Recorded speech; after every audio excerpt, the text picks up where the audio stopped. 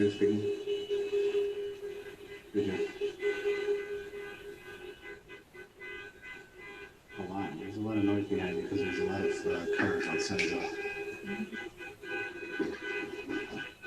Mm-hmm.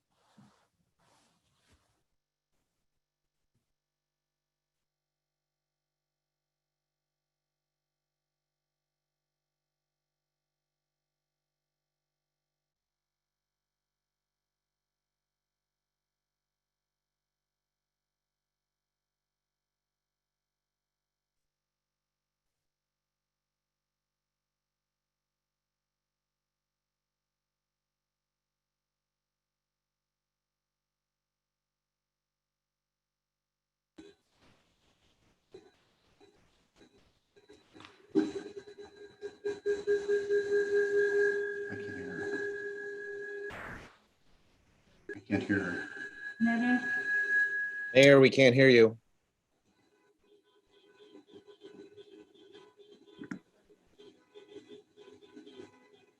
I think you're on mute, Mayor.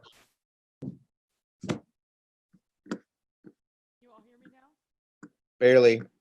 Faintly.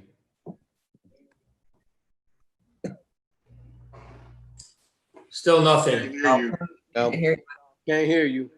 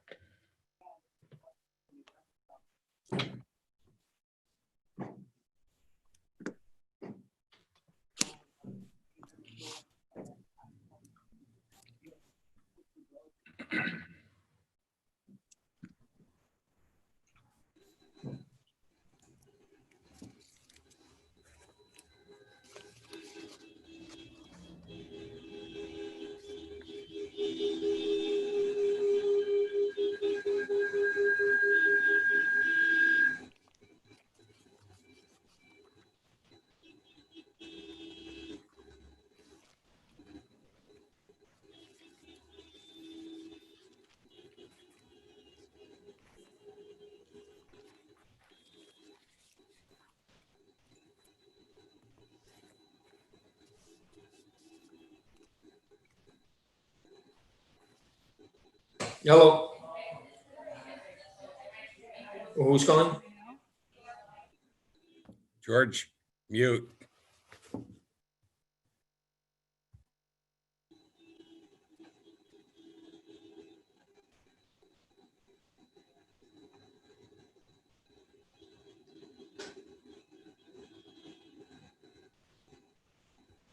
Testing 1, 2, 3, testing 1, 2, 3. Barely hear you. Better. Need to turn it up, Mayor. 3, testing 1, 2, 3. Still very faint, Mayor.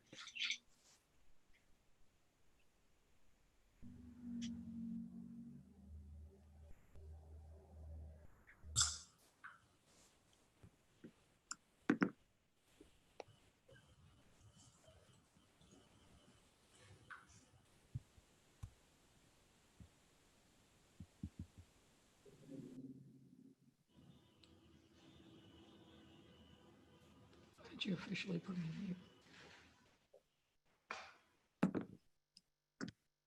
in mute?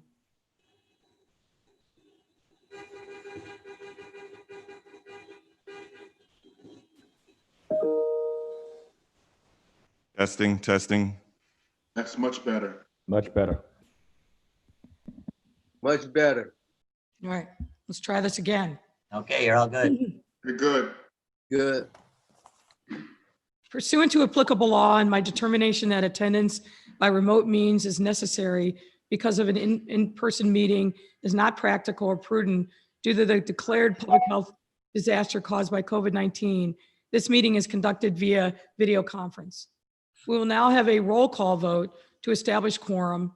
Will the alderman make sure to unmute your microphones as the clerk calls the roll? And I just want to add, welcome back, Clerk Valencia, who is now back. Congratulations on the birth of your firstborn. Welcome back, Madam Clerk.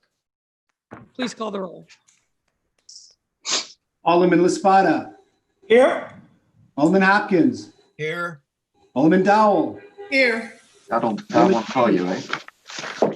Alderman King. Print the stuff out, just Present, somebody- all of that. Except Alderman Hairston. Here. Alderman Sawyer. Here. Alderman Mitchell. Here. Alderman Harris. Here. Alderman Beal. Yep. Alderman Sedlowski Garza. Here. Alderman Thompson. Here. Alderman Cardenas. Here. Alderman Quinn. Here. Alderman Burke. Here. Alderman Lopez. 100% here. Alderman Coleman. Hey, Reggie.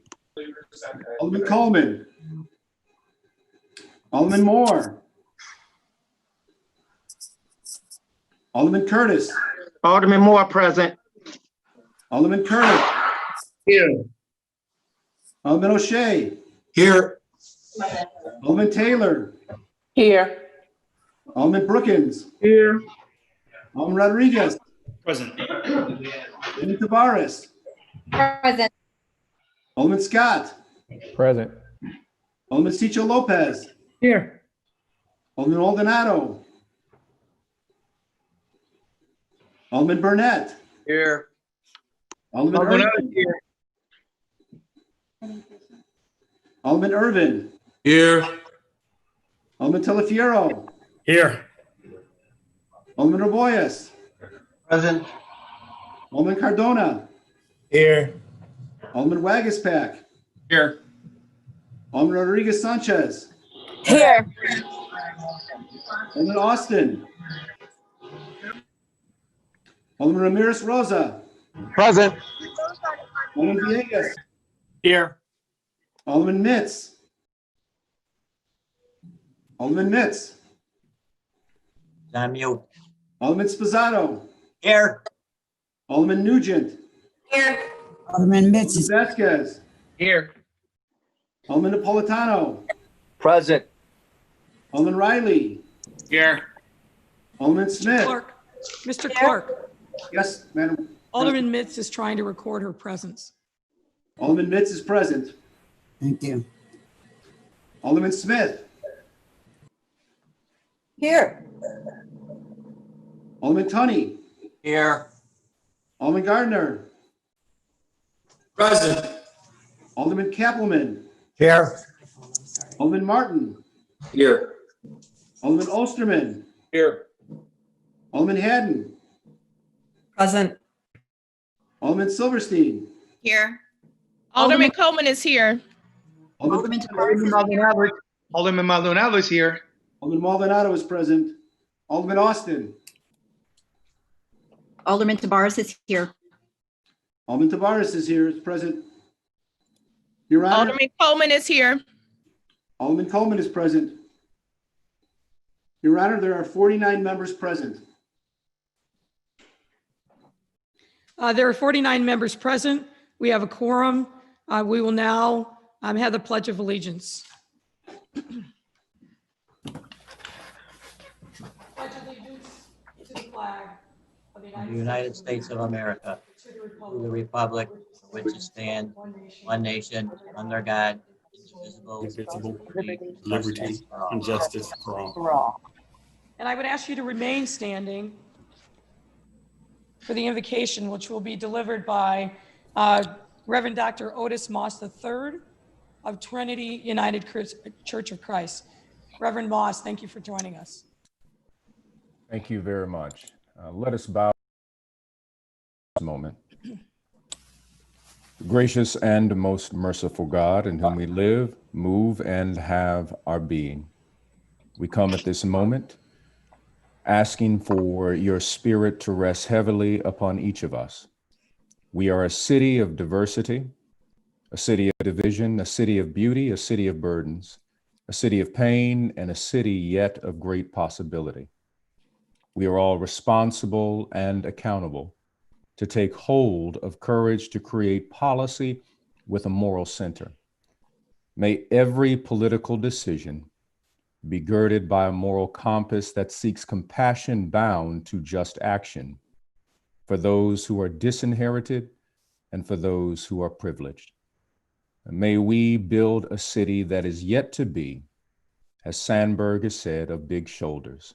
Our children watch us and are waiting for us to give them a light to be able to illuminate dark places within our city. We thank you for the work. We thank you for this moment, and may your spirit bless, guide, and direct in all that we do. And we collectively give thanks unto you. In Jesus' name we pray. Amen. Amen. God bless America. Amen. OM3. Appreciate it. Time we will have public comment. The council will now begin the public comment period, which is limited to a maximum of 30 minutes. Each speaker is limited to 3 minutes.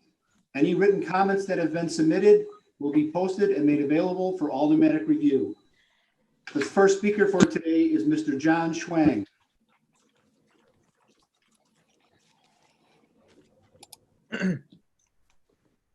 Mr. Schwang?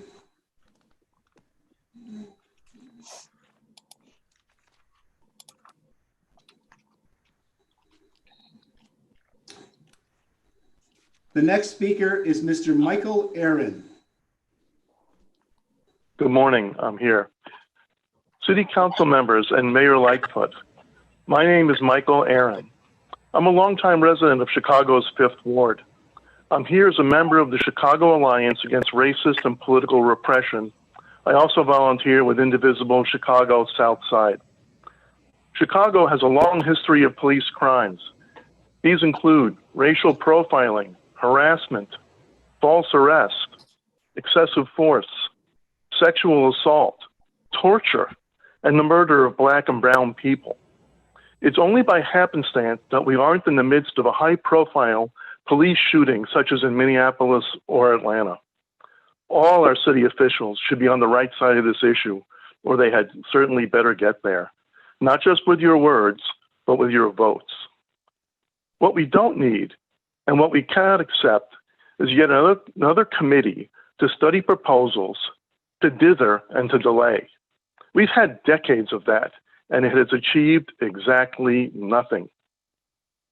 There has already been 5 public hearings which showed huge public support for CPAC. The city, indeed the entire nation, is on the march for major change. So we call on you to vote for CPAC into law right now. CPAC establishes an elected council with civilian control over a superintendent, over policy, and over the investigation of complaints.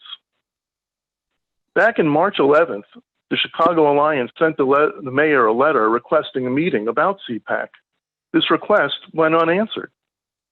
As an organization which partners with over 90 like-minded groups throughout the city, Chicago Alliance Against Racist and Political Repression touches a lot of people.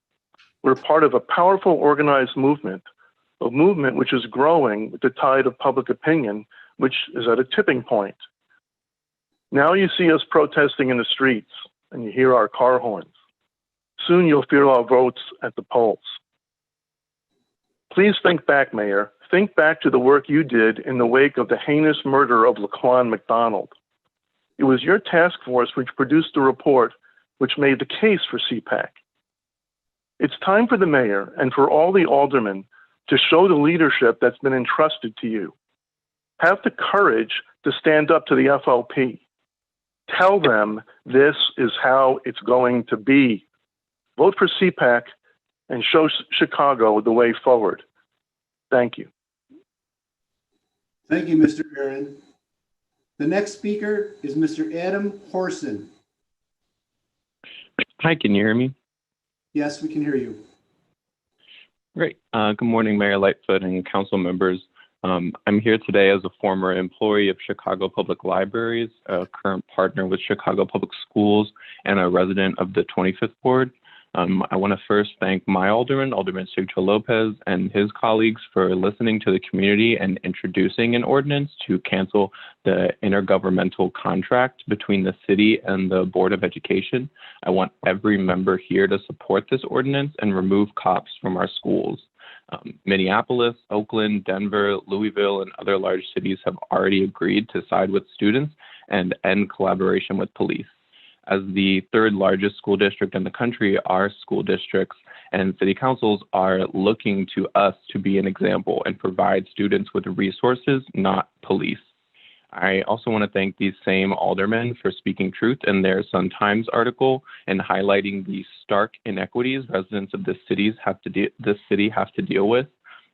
You all said it best. We spend $5 million a day on policing. That's $1.5 billion a year. In contrast, we spend $11.5 million on violence reduction programs per year.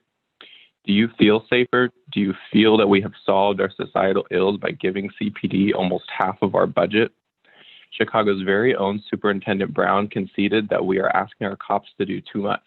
He said every societal failure, we put it on the cops to solve. That is simply wrong. Your task force will not come up with the solutions to these failures, Mayor Lightfoot. We don't need recommendations and incremental change. We need to divest from a police department who has a history of abuse and white supremacy. You will also consider some $335 million or $333 million in discretionary federal relief funds today. Do not invest in policing. Do not invest in policing. Do not invest in policing. Invest in our community services. Invest in our schools. Invest in mental health care. Invest in affordable housing and public programs. This is how you counter racism, poverty, and white supremacy in our city. This is how you support the residents who elected you into office, not just lip service or task force, but actual material support. We will not criminalize and police our problems away. Thank you. I yield the rest of my time. Thank you, Mr. Horson. Our next speaker is Mr. Jacob Marshall. Hi, my name is Jacob Marshall. I'm a resident of Albany Park. I live in the 36th Ward. I, first of all, just real quick, want to affirm the last two speakers. I totally agree. And I hope the City Council will pass CPAC and get cops out of schools. But I'm really here today to speak about housing. I am a tenant organizer with the Autonomous Tenants Union, a neighborhood organization here in Albany Park that helps tenants who are under threat of eviction. I have worked with dozens of tenants who have been displaced from their homes, many times homes they've lived in for many years with their families. Really the only reason was so that a developer, very often developer who doesn't even live in the city of Chicago, can make a few bucks. The reason why that's allowed to happen is that in Chicago, unlike many other jurisdictions in the US, it is perfectly legal for a landlord to evict a tenant for no reason at all, as long as they give only a month's notice, which is wholly insufficient.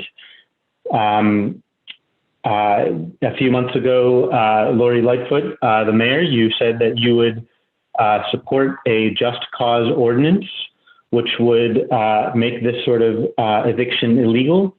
But instead of that, the administration has filed an ordinance called a fair notice ordinance, which really doesn't address the issue at all. It would still allow tenants to be evicted for no reason. It would only slightly increase the amount of notice time and give a small amount of relocation assistance, but only in limited cases. This will not be enough to stop mass displacement in neighborhoods like Albany Park and others across the city. What we need is a true just cause ordinance that will flat out require landlords to have a reason to physically force someone out of their home.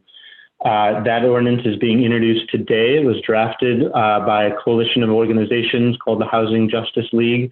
It's a just cause bill supported by several aldermen. And I would really like to encourage the council and the mayor to advance the just cause bill to committee and to pass it as soon as possible. With the pandemic right now, we especially need these sort of protections for tenants. And we need truly comprehensive protections for tenants. The Fair Notice Bill will leave so many people uncovered and will continue to allow tenants to be displaced from their homes, dozens and dozens at a time, just to benefit developers. And that's, I think that's wrong. So I hope the council passes the Just Cause Bill. Thank you. Thank you, Mr. Marshall. Our next speaker is Mr. Daniel Adams.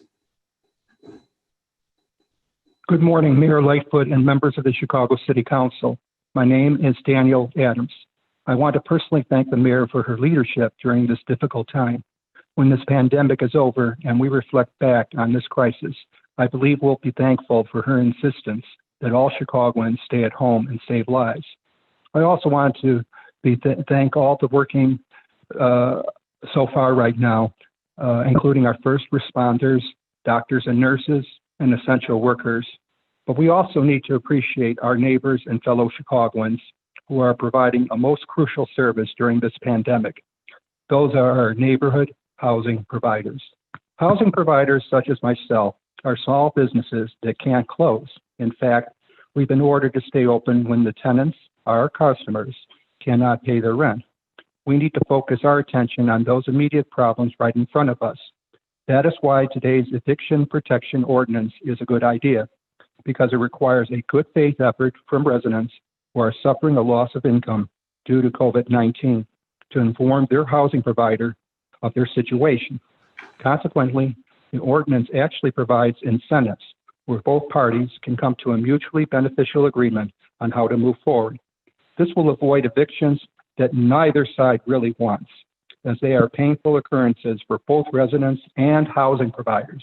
However, I strongly urge the mayor and the city council to defer consideration on other housing-related ordinances until Chicago has moved to phase 5, and the council can fully assess their long-term impacts on the stability of the housing market in Chicago. Our entire world has changed these past few months, and to make assumptions that anything will return to normal soon would be a huge mistake.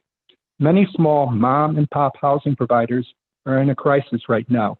They're trying to find ways to cover their mortgages and maintain their buildings when many of their residents are unable to pay their rent. This situation is most acute with our elderly senior citizen owners who utilize rents to supplement or totally cover their basic everyday living expenses.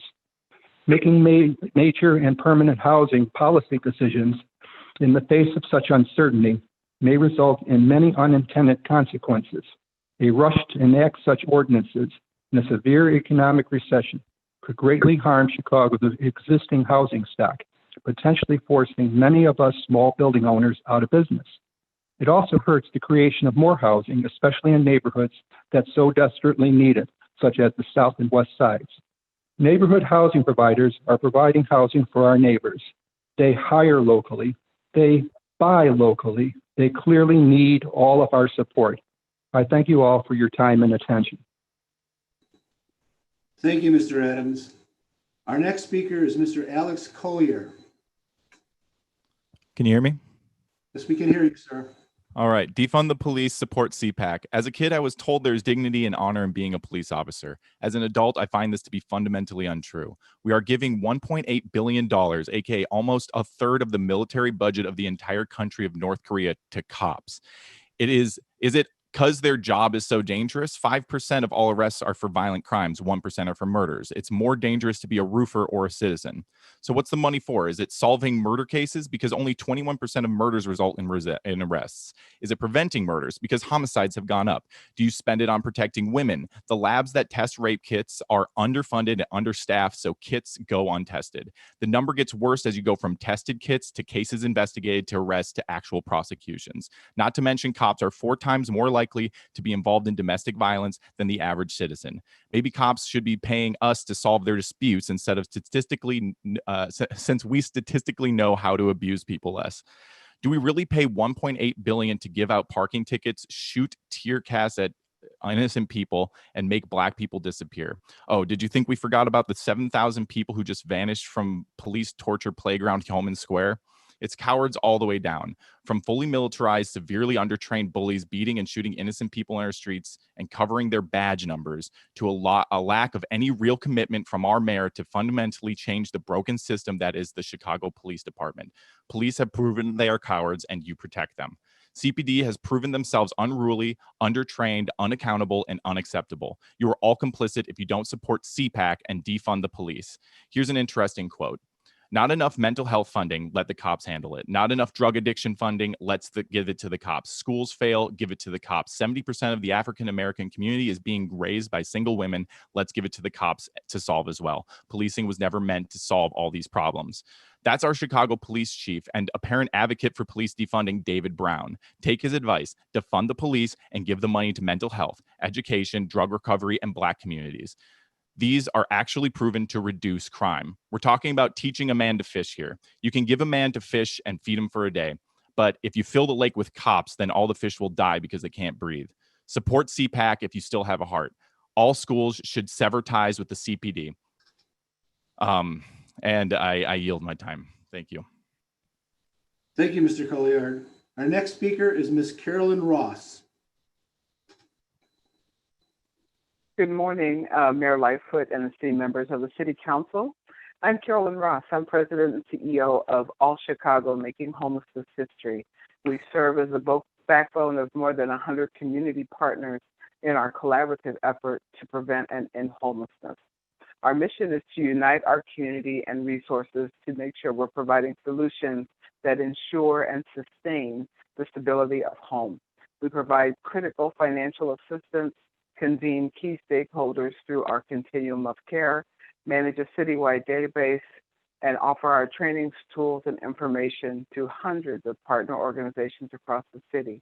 I'd like to express our gratitude for the substantial amendment which allocates CARES Act funding to help house our homeless residents in response to the COVID-19 pandemic. All Chicago has launched the Expedited Housing Initiative, which aims to expedite housing placements for our most vulnerable members in our community, allowing them to safely practice social distancing and shelter in place. This week, we began housing more than 30 residents who are considered high risk for contracting COVID-19, who have been safely sheltering in place at Hotel 166. I want to thank Commissioner Morrison Butler, Commissioner Arwady, Commissioner Navarra, and their teams for their undying partnership, the time that we have spent together developing and discussing options to help serve this population and develop a need that is greatly welcomed in light of this response. All Chicago thanks the city for allocating a significant portion of the CARES Act funding to support efforts to end homelessness. Specifically, we want to thank you for earmarking $15.5 million in ESG funding to this initiative. This will allow us to work with homeless service providers to house more than 1,000 households in bridge housing and help them establish pathways to permanent housing. We know this will make a significant impact on the city's efforts to end homelessness, resulting in an immediate impact in the annual count of households experiencing homelessness. We appreciate the city's forward thinking to use these funds to address long-term needs of at-risk Chicagoans.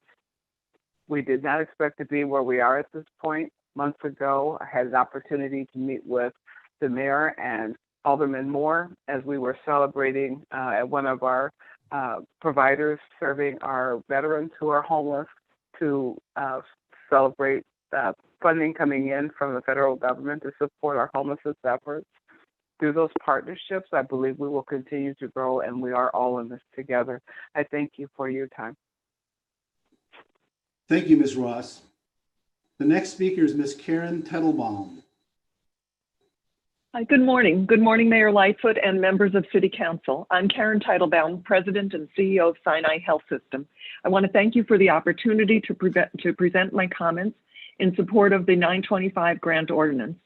Given the devastating impact of COVID-19 on our healthcare system and the communities Sinai serves, the CARES Act funding provides a tremendous opportunity for relief to many Chicagoans. I urge the members of City Council to support the mayor's amended budget proposal and that you vote in favor of the ordinance. Serving Chicago's west and southwest sides is one of Chicago's largest private safety net systems, with Mount Sinai, Holy Cross, Schwab Rehabilitation Hospitals, Sinai Children's Hospital, Sinai Community Institute, our medical group, and Sinai Urban Health Institute. Our service area contains 1.5 million Chicagoans from 27 zip codes. Those we serve in health, social services, education, and workforce development are primarily insured by Medicaid, Medicare, and the uninsured from our vulnerable communities. Those communities on the west side carry a disproportionate burden of illness, poverty, hunger, and trauma, triple the national rate of diabetes. 1 out of 2 residents have food insecurity. North Lawndale has 3 times the unemployment rate of that of Chicago. And for many of our communities, ready access to quality care is a barrier of good health. Within the context of COVID-19 and the racial disparities highlighted in the wake of the death of George Floyd, the North Lawndale Surgical and Ambulatory Care Center project represents a critical extension of Sinai's legacy of reaching beyond our hospital walls to provide much needed resources to our community. A $7 million investment through the CARES Act in Sinai Health System at Ogden Commons will be transformative for the West Side. Ogden Commons is one of the first significant investments in North Lawndale in decades. The $200 million mixed-use development brings greater health access through Sinai's ambulatory surgery center and expanded dialysis program, plus employment and economic opportunities, which are so critical to good health. Sinai Health System at Ogden Commons continues our century of providing ready access to critically needed specialty care for a community with such a high burden of illness. The ambulatory surgery center enables Sinai to offer quicker access to a greater number of needed outpatient surgical service, adding capacity and efficiency to a much utilized dialysis program greatly needed in our city. A return to normal after COVID-19 just isn't enough. The patients stricken with COVID-19 in the community served by Sinai had mortality rates of 18% versus 4.5% in Chicago. The heavier burden of illness in our communities must be addressed. All Chicagoans deserve good health no matter where they live. That's Sinai's fundamental commitment to greater health care. The North Lawndale residents deserve investment in Sinai at Ogden Commons Ambulatory Surgery Center. I urge you to support the investment in North Lawndale. I urge you to vote in favor of the amendment budget, which includes the allocation to Sinai at Ogden Commons, North Lawndale. Thank you.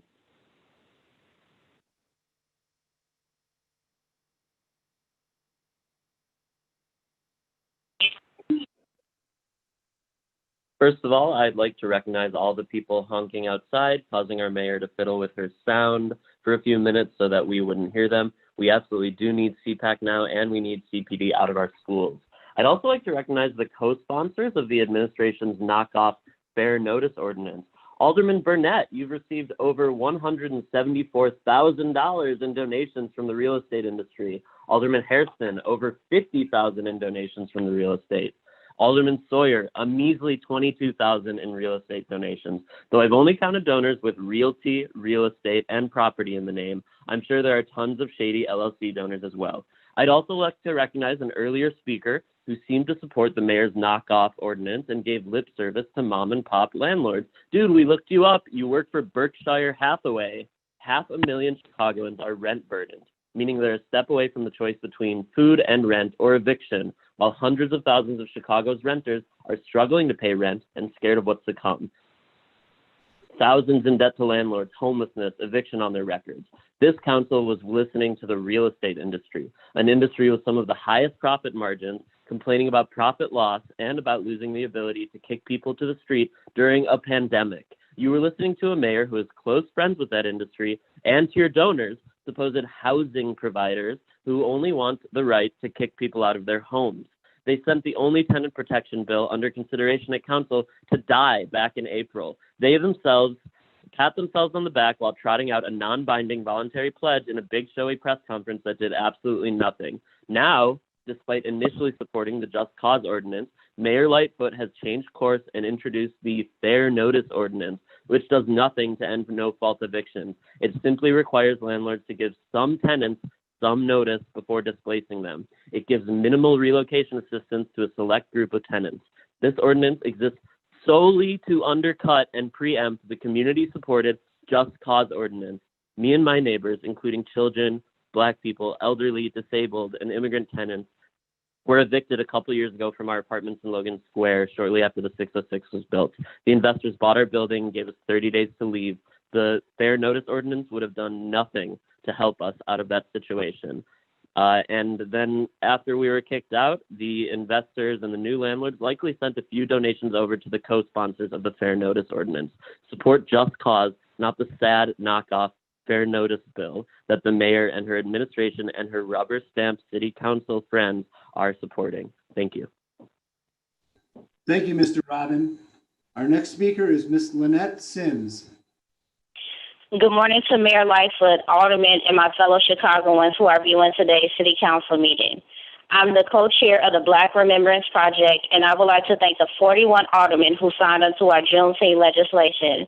I would like to give a special thanks to Alderwoman Haddon for sponsoring our Juneteenth legislation and Alderman Moore for co-sponsoring our legislation. We are especially grateful for Alderwoman Haddon and her administration for their diligent work on this legislation. Juneteenth is quintessential to Illinois history and American history at large. For those of you who don't know, Illinois played a pivotal role in ending slavery in Texas. The connection between Illinois and Juneteenth is best illustrated by one Black ADOS Illinois family, the Crosleys. Nance Liggins Crosley and her baby were described as victims of indentured servants by reporter Paul Adams from the Journal-Star publication. Enslaved people worked in salt mines and other industries in Illinois. Abraham Lincoln was Nance Lincoln Cosley's attorney. Nance Cosley and her baby, William, won their freedom in 1841. 2 decades later, William Cosley, along with other American descendants of slavery, joined the 29th Illinois Regiment for U.S. colored troops. It was the only black regiment from Illinois and the largest regiment. The 29th Illinois Regiment and Major General Granger freed the enslaved people from Galveston, Texas. Let that sink in. Illinois freed Texas.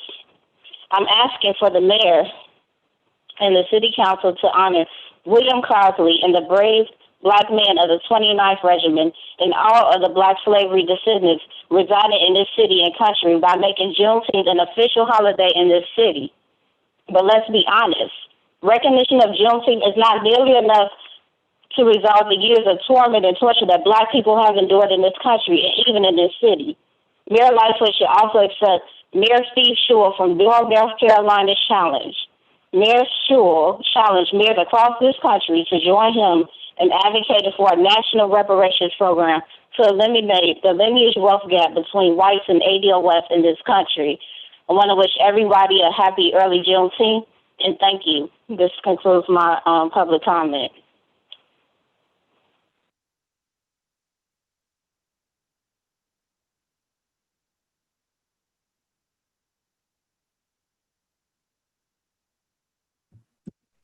Peter, you're muted. Our next speaker is Mr. Ted Pilson. My name is Ted Pearson. I'm co-chairperson emeritus of the Chicago Alliance Against Racist and Political Repression. I've lived in Chicago since 1954. During the first 2 weeks of this month, 24 people have been murdered by police in the United States. This year, 3 people have been murdered by police in Chicago. Since IPRA started keeping count, there have been 160 people killed by police in Chicago. Nationwide, 672 people have been killed by police this year, and it's only June. This rate of police murders this year is 30% higher than it was last year. The overwhelming majority in Chicago of the people who've been killed have been black or brown. The whole country is marching every day demanding fundamental change. The murders of George Floyd and Rayshard Brooks only last week have set off a worldwide historic movement that proclaims we are done with this, no more. Closing off the loop to the people doesn't stop the demonstrations. The people will always find a way to make their demands heard. Even as we speak today, people are outside City Hall demanding real change, and you can hear them blowing their horns, not fancy words and promises that we know lead to nothing. Several things are very clear. Oversight, so-called, is a fraud. We've had oversight. We've had OPS, IPRA, COPA, and the police board for many years. Rearranging new letters in the alphabet soup changes nothing. We've had a task force, congressional reports, and Justice Department investigations, and a federal court consent decree, but nothing has changed. With all due respect to Mayor Lightfoot, we certainly don't need another study committee on police violence. We've had at least 8 public hearings in the past 2 years, attended cumulatively by thousands of people. At every one of them, the people demanded an all-elected Civilian Police Accountability Council, or CPAC. You members of the City Council have been flooded by calls, emails, and postcards demanding passage of CPAC. Community control of the police, as proposed in the CPAC ordinance, is the only thing that can seriously begin to end the violence and empower communities to decide how they'll be policed and by whom. This is a very special moment in our history. You, the City Council, can make the change in Chicago that can set the whole country on a path toward justice. I urge you to act now. Pass the CPAC ordinance now. Thank you. Thank you, Mr. Pilson. The next speaker is Mr. Ken Howard. Hi, my name is Cam Howard. I'm the National Male Co-Chair of the National Coalition of Blacks for Reparations in America in COBRA. I'm also a commissioner of the National African American Reparations Commission, NARC. As a commissioner of NARC, I led a team of scholars and lawyers to revise the National Reparations Bill, H.R. 40, to change it from a study bill to a remedy bill. Currently, that bill is on track for full House of Representatives debate. Last week, the state of California's lower house passed a reparations bill. The city of Evanston passed the first legislative commission law in the country in November. Chicago was slated to be next. There's reparations legislation pending in New York, Vermont, Pennsylvania, here in Illinois, and a host of other cities in this country.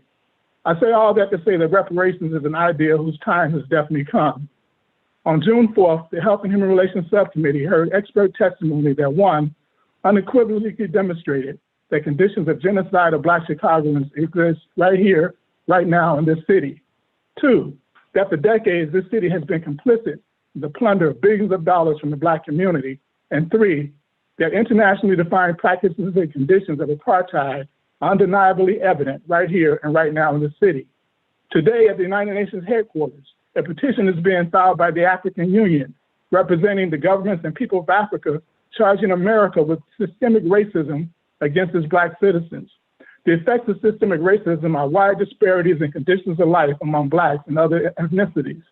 These disparities indicate a separate reality for Blacks, and that separate reality is the basis of the definition and the de facto practice of apartheid. 30-year life expectancy difference between Blacks and whites. That's both genocide and apartheid. 17% of our children graduated reading level. That's also both genocide and apartheid. I can go on and on. I don't know what this reparations resolution will produce. There's no conviction, there are no resources attached, no independence. What I do know is that in Cobra, we'll intensify our fight to end the genocidal policies and practices and apartheid conditions that exist for Blacks in this city, as well as against all those who fail to see the urgency that these racist and criminal practices and policies end now. Thank you, Alderman Sawyer, for introducing the reparations resolution. And I thank the City Council for hearing my comments.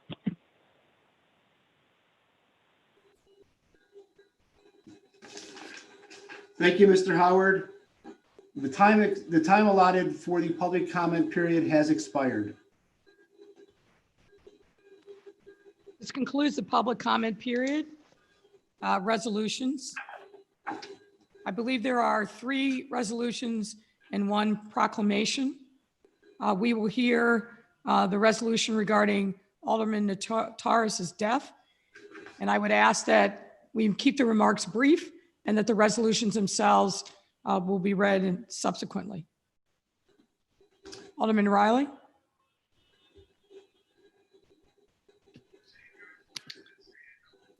Thank you, Madam President. My brother was Alderman Notaris, and we had a pretty vicious campaign for the aldermanic seat in the 42nd Ward back in 2007. And it was so bad that actually after the election, Alderman Notaris didn't concede. But over time, we developed a respect for one another. Between the two of us, we've represented downtown for 50 years. And having walked in his shoes for a time, I realized what a difficult job he had. And so we became friends. And I'll just share this one story I've not shared with many people. Although he never conceded the election to me in 2007, about 4 years later, he came down to City Hall and pulled me off the city council floor and said he needed to talk to me. And he pulled out of his pocket his aldermanic badge. And he had taken it to a jeweler and had scratched out his name in the back, and you could still see it. And he engraved mine. And he handed it to me and he said, "Keep up the good work." And I look at that as an acknowledgement of the election results, but also a symbol of mutual respect. And so I will miss Alderman Notaris. He served our city well. He served in the city council from 1971 up until 2007. He had a difficult job and he took some courageous stands. He stood up for Harold Washington when that wasn't a very popular thing to do. And not many people know that. So I have tremendous respect for this man. I know that many of my colleagues do as well. And so he will be missed. And Mayor, I hope that you and I can work together to find an appropriate way to honor his memory somewhere prominent downtown, because he did dedicate nearly 40 years of his life to the city of Chicago. Thank you, Madam President. Thank you. The chair recognizes Alderman Mitz. Thank you, Madam Chair. I too would like to be associated with this resolution. I have some fond memories with Alderman Terrace between him and Alderman Stone in the council. But I think today, Alderman Terrace were responsible for the ban on the cell phone uses. I remember when he first kicked off the campaign, and he wanted to make sure that we knew that it was a safety to talk and drive by using the phone. One thing about Alderman Terrace, when he would get in the city council, we knew he was going to be there for a long time.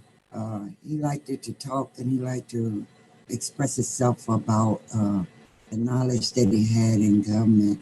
And he had started off one place, and you don't know where he would end up at. But he was a joy to be around. He had a lot of love for the city and being very courageous about the work that he was doing. So he will be truly missed. I was a little stunned when I heard his passing, and I want to express my condolences to the family on behalf of the 37 Ward residents and the city council, the entire city of Chicago. It's always sad when we lose a member right in the council as they fight for this great city of Chicago. So thank you, Madam Chair. Thank you, Alderman Mitz. The chair recognizes Alderman Burnett. Thank you, Madam President. Can you hear me? Can you hear me? Yes, sir. Okay, thank you. I also like to be associated with this resolution. I had the fortunate experience of growing up in Cabrini Green. And funny thing is, Alderman Nateras was my alderman when I was a kid. So I grew up under Alderman Nateras. And then later on, as I became a teenager, I became a precinct captain for Alderman Nateras and George Dunn in the 42nd Ward.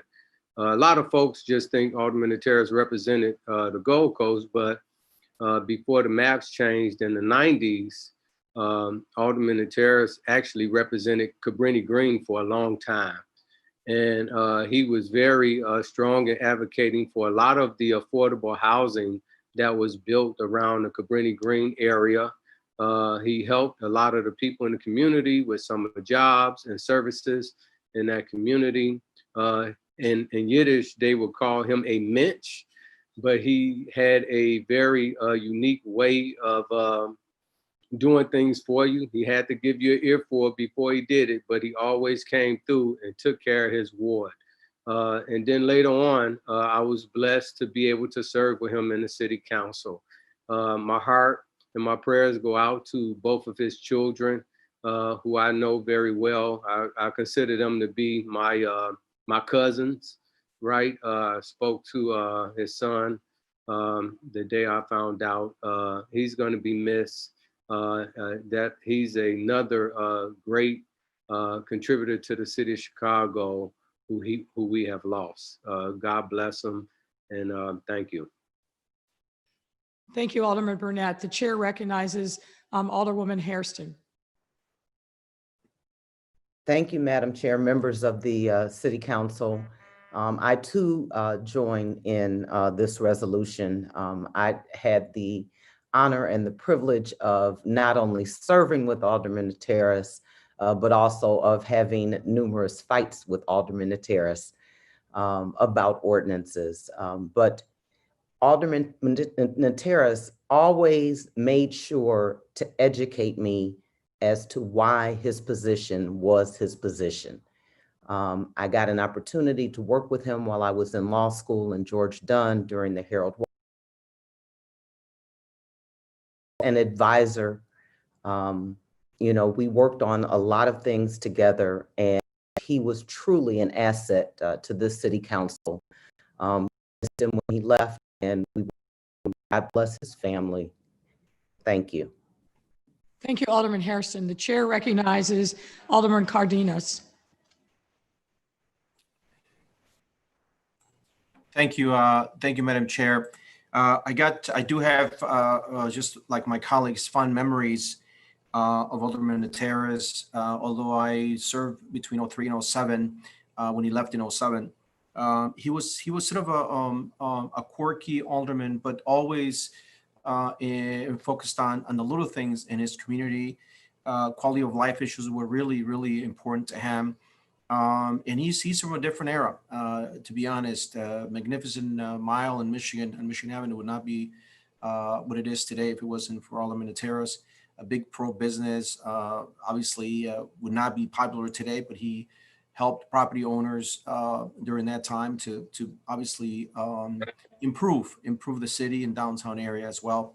So I definitely joined this this resolution honoring one of the what lions of the city council for many years. I mean, you would not be there for 30 some odd years unless you know what you were doing. And so we ought to celebrate people like him that did all they could to change the city and to make it better. That was always his aim. And I was listening to him, learned a lot from him during those 4 years. Just he would have such a encyclopedic memory of so many things in the council. I mean, he was definitely what you would call a good government guy. So I'll say that much. Thank you. Thank you, Alderman Cardenas. The chair recognizes Alderman Brookins. Sir, you're on mute. There you go. Thank you. Thank you. Thank you, Madam President. First of all, my condolences to the Nateras family. And I gleefully rise in support of this resolution. I had an ally in Alderman Nateras and some more controversial things that came before the city council. Like Walmart, he was there and supported me. We also voted against the red light cameras that ultimately passed. And specifically as a lawyer, our pet peeve was administrative hearings and how they were conducted. And, we would always rail against trying to reform those or send them back to the circuit court. So again, my condolences to the Nateras family. He was a great person and he will sorely be missed. Thank you, Madam Chair. President. Thank you, Alderman Brookins. The chair recognizes Alderman Hopkins. Thank you, Madam President. Like Alderman Riley and Alderman Burnett, a substantial part of my ward today consists of territory that was once represented by Alderman Nateras during his heyday, which lasted over 35 years. Oftentimes when I'm out in the community, a longtime resident will approach me and they will want to tell me their Bert Nateras story. I have a collection of them that I've amassed over the years. They're entertaining, they're funny, they're lighthearted, and they speak to his whimsical character and the things he did. His memory will live on for a very long time in this city. But all the funny stories and his sense of humor that he was known for, his quirkiness, all of that belies the seriousness with which he approached this job that we 50 of us here have. He was a student of government. He was a lover of policy. He showed up for every meeting fully prepared, well-read, ready to consider the issues of the day. He loved his job. He loved his city. And he loved representing downtown. And I think that should be the biggest part of his legacy, was the passion that he brought to the position of public service. My condolences to his family. He was a good man and he will be missed. Thank you, Madam President. Thank you, Alderman Hopkins. Alderman Burke, do you wish to be recognized at this time? Thank you, Your Honor, for the opportunity to join with the other members of the council who have spoken about our friend and colleague, Bert Nateras. As you know, Your Honor, in the law, there's a term sui generis, which means loosely one of a kind. I think Bert Nateras was sui generis. He was one of a kind.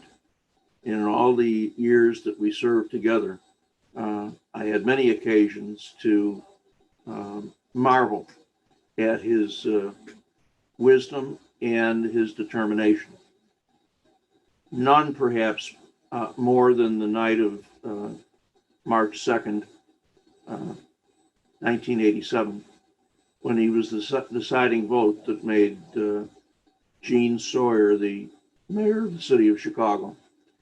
That long day and night is probably one of the most historic times that this chamber has ever witnessed. He was a patriot. He was a captain in the Army.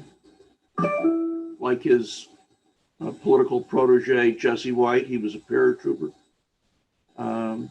He was a scholar, graduate of the University of Wisconsin Law School. And I'm proud to say that I had a role in ensuring that he could attend the Harvard University School of Government. He came back with many stories about his classes at Harvard, and always was very proud of that part of his career. He and George Dunn were a great team, along with Jesse White in the 42nd Ward. To say that he was colorful is an understatement, especially in the history of Chicago government and politics, when there have been colorful characters. But aside from all that, he had a great heart and a great dedication to the people that he was proud to represent here in the city council. So I join with the other members and the mayor in extending to his family our condolences on his passing. May he rest in peace. Thank you, Alderman Burke. The chair recognizes Alderman Thompson. Thank you, Madam President. I too want to join in on this resolution, and on behalf of my family and my 11th Ward family, want to express our condolences to the Nateras family on the loss of a great public servant we had in this city. I know he served with my grandfather and my uncle in the chamber. I had the opportunity to know the alderman as well. And so just on behalf of our community, to the Nateras family, our condolences. Thank you, Alderman Thompson. Our next resolution is in support of the memory of Dr. Conrad Worrell and his recent passing. Alderman Harris, I will call on you first. Would you please briefly summarize the resolution and then share whatever words you deem appropriate? I don't know how to summarize Conrad's life. Conrad was bigger than life itself. He's a great educator.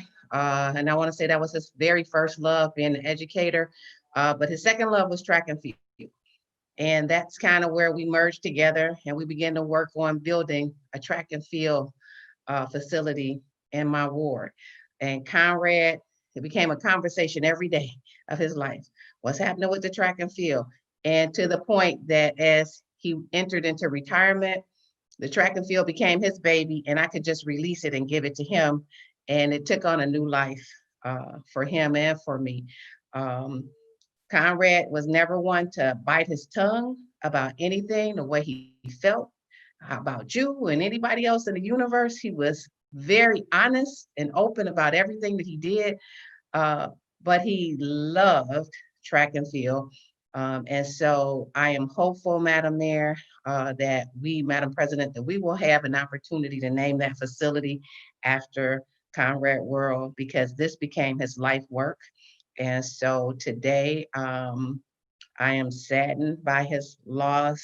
And I think it would be very befitting to have that legacy that he helped create be named after him. So that is my hope and my wish, that I can gather support from everybody from this body to name Gately Stadium after Conrad Worrell, for all of his hard work and his dedication to get African-American children out of running in the hallways and give them the opportunity to run on a state-of-the-art facility. Thank you, Madam President, for the opportunity to just highlight who I know Conrad was. Thank you. And if I may, before I call on Alderman Hairston, who I know is a co-sponsor of this resolution. As some of you know, unfortunately, because of Dr. Worrell's declining medical condition, he was not able to see the completed Gately track. I think that's one of our great sadness that he passed away before he was able to see the beauty of truly this world-class track and field opportunity that he was so instrumental in pushing.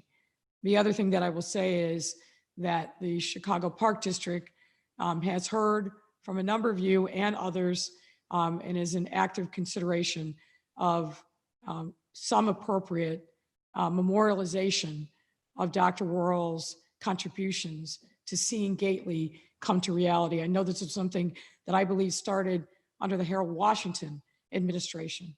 So it was a long time coming, and I'm appreciative of the doctor's contributions and offer my condolences as well to his family.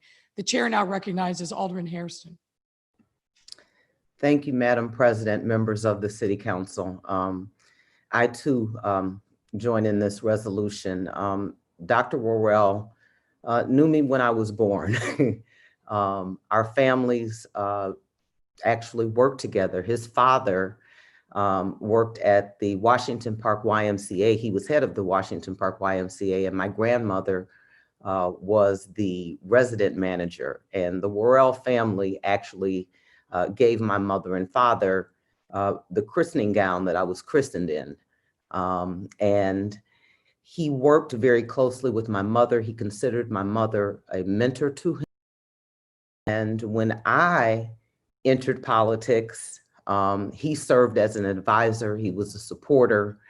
And as alderman, you know, he was very involved in Buffy. And as Alderman Harris said, he never held his tongue. And I loved it when he was thinking about something and he was listening to people, and he would lean back and fold his arms and then nod his head. And then when he got ready to talk, he'd lean forward, tilt his head, and then make his statement. But his love was track and field. He has been advocating for indoor track for years, and I am so pleased that Alderman Harris has made sure that this is coming to fruition. And while he will not be here to see it, we will all continue to support him, to support his legacy, because he was unapologetically Black. He was well studied on African history, and he made sure that everybody knew. He will truly, truly be missed. Thank you. Thank you, Alderman Hairston. The chair recognizes Alderman Burnett. Thank you, Madam Chair. Madam President, I'd like to also be associated with this resolution. Dr. Royale was very passionate about any and everything that he did. You know, one of the unique things about him being an activist, being a socialist, he was always in a position of learning to agree to disagree. So even though he disagreed with you, he didn't limit himself on dealing with you. You know, and that was the unique thing about older activists.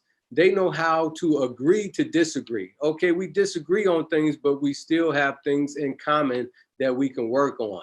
And he was one of those guys, and he'll tell you in your face, I disagree with you. And he'll curse you out and all those other things, but he will continue to proceed to work with you on other issues that need to be done in our community. He was politically, most of the time with a lot of us, he was always on the other side. but we still had the opportunity to work with him. One of the things a lot of people talk about him being involved in education, he was very involved in Northeastern Illinois University. Matter of fact, he encouraged them to start the University Without Walls. At the University Without Walls, he brought a university to the community and encouraged a lot of folks in the community who was this close to graduating from the university. He gave them another opportunity to be able to get their degrees. And he helped so many people to finish their education, but also to proceed on getting their education. And a lot of people may not recognize, but he was very involved in reparations. Very, very involved in reparations. Matter of fact, not only did he go all over the country speaking about reparations, he also went all over the world, France, everywhere. He was a known speaker throughout the world about reparations. And he always sat on those panels. And we just want to thank him and his family for all of the contributions that he has given for the African-American community, in not only in our city, but all over the world. God bless you. Thank you, Alderman Burnett. The chair recognizes Alderman Scott. Thank you, Madam President. I too wish to be associated with this resolution. I've known Dr. Worrell for quite some time, actually in high school. I played football and ran track, and because of his political connections, he knew my father. And so he would study and kind of know my stats and what I ran in the 200 and what I ran in the 1 and what I ran in the 4. And he just had a memory that was out of this world.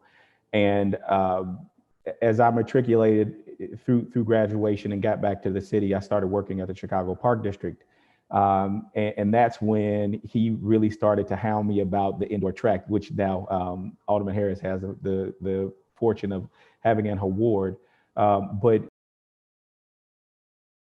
as soon as I got at the Park District, and every time that I would see him until probably right around the All-Star break when it was here in Chicago, would talk about his track and what he was going to do once this facility opened. And I'm just happy to have been able to work with him and learn from him.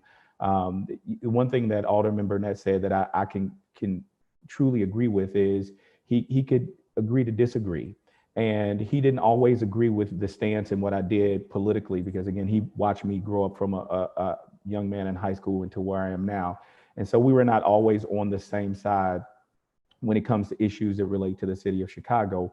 But he understood, I had to do what I had to do, and he had to do what he had to do, and would support me in what I needed to do. And I am so appreciative of him and his love for his community, for African Americans as a whole, and for his respect of this body and what he had to do. And so I offer my condolences to his family, and thank you for this opportunity. Thank you, Madam President.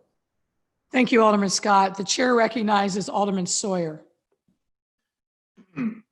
Thank you, Madam President. The great thing about Conrad Worrell was his upfrontness and his candor.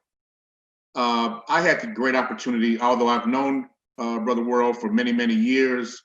Over this last year, I had an opportunity to work with him directly as it relates to reparations. And real quick, funny story, I had a first version of the resolution. I asked him to look at it and read it.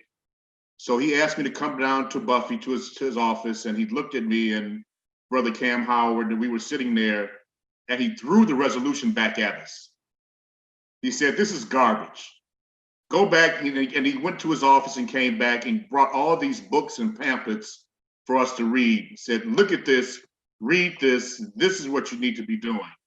And he was just that kind of person. He was the one that said, you need to study more and do this, and then you can really understand the reparations. And what we did, we dove into it, and we're thankful for us continuing to push to get this done today. So if it was not for Brother Worrell, I would not have made the push on reparations as I have done over the last year. I want to thank him and his family for lending Brother Worrell to us. He was truly a treasure, did not hold his tongue, always spoke truth to power, and I will forever appreciate that in him. And I hope that, and I'll stand with Alderman Harris on doing something appropriate for Brother Worrell, because track was his true love. And whatever we need to do to make that happen, I want to stand with that. Rest in power, Brother Worrell. Thank you, Madam President. Thank you, Alderman Sawyer. The chair recognizes Alderman Moore. Thank you, Madam President. I'm glad others said Conrad Worrell because Leslie, I didn't know Worrell. I definitely knew Conrad Worrell, and I'm sure Worrell is probably the right pronunciation, but that's what we called him. One thing I know about Dr. Conrad Worrell is that he could have been a millionaire.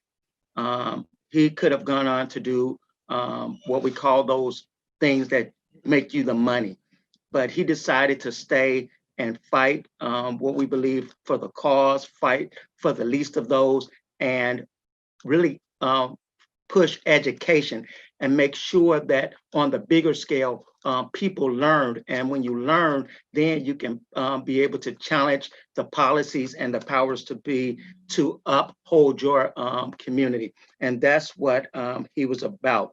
Unlike others who said they disagree with him a lot politically, he and I were most times on the same page politically, and often he encouraged me to speak truth to power. And that's what I would consistently do and will always try to do as I sit in this council. I'm often reminded of a funny story that both he and Mr. Elsie Higginbottom share as they both ran track, is that Dr. Conrad Worrell learned how to spell Higginbottom because Elsie was always ahead of him on the track team. And they constantly laughed about that. And so my most memorable moment was just recently in November when I had one of my mentees home from the University of Wisconsin, Whitewater, who served as an intern, Madam President, at the City of Chicago through the City of Chicago intern program. And we were at Thompson's restaurant on East 87th Street. And Dr. Worrell walked in and I told the lady, no, I want to buy his lunch for him. He said, what? You must be trying to get something. I said, no, I'm just appreciative of who you are.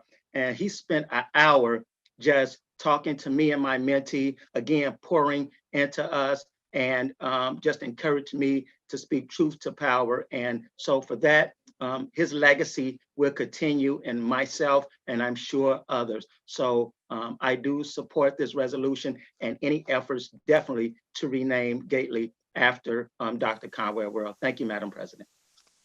Thank you, Alderman Moore. The chair recognizes Alderman Dow. Thank you, Madam President. I wanted to be associated with this resolution. I want to express on behalf of the residents of the 3rd Ward my condolences to Dr. Worrell, Conrad's family, to his brother Oscar, and to all the other members of the family. I think a lot of people have talked about the adjectives that describe Conrad, the fact that he was genuine, inspirational, persistent, and successful, all of those things. But I wanted to say that despite the seriousness of his advocacy, he brought a great sense of humor and a lot of insight into the causes that he cared about.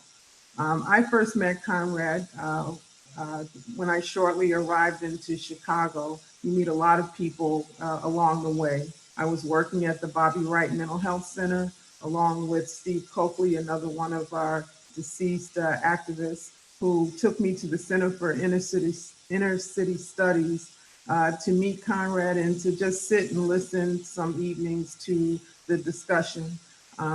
Conrad used to talk to me about ways I needed to change my thinking. We didn't always agree, but I did sit and listen to him. And over the years, we developed a very good relationship.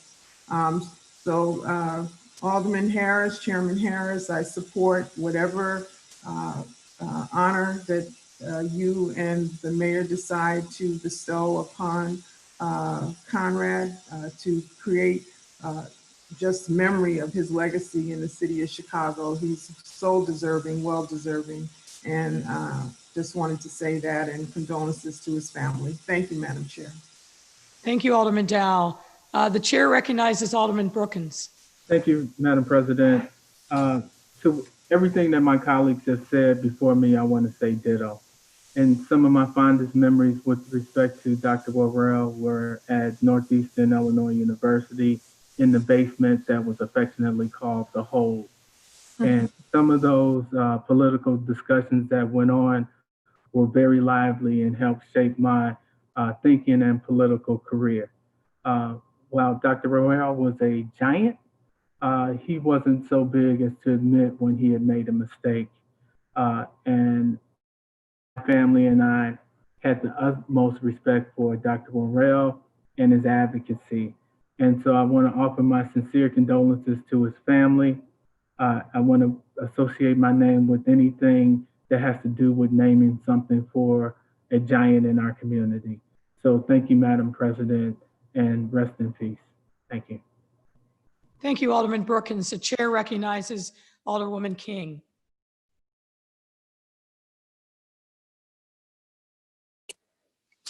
Thank you, Madam President. I too wish to be recognized with this resolution. I won't, I think my colleagues have said it, very well, so I won't repeat what they've said, but I want to definitely reiterate that he was definitely unapologetically Black and inspirational, I think, but more importantly, he was willing to impart and share his wisdom with others. I think that's what, I really remember about him. He took the time, as the testimony has shown, to share everything with others. I think his legacy will truly be felt at the Carruthers Center, which is in the 4th Ward at Northeastern in African American Studies, but also around reparations. And of course, his love for track and field just, showed, how well-rounded he was as a human being. And so, I just want to say, to give my condolences to his family and his friends, and to also say to Chairman Harris that, I too stand in support of naming Gately after him, and so would be supportive of that. Thank you, Madam President. Thank you, Alderman King. The chair recognizes Alderman Irvin. Thank you, Madam President.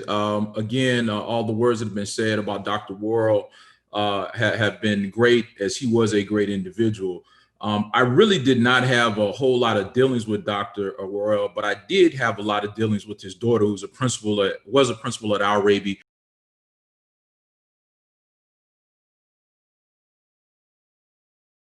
Told me, he said, well, at least you treated my daughter with great respect, and I appreciate that.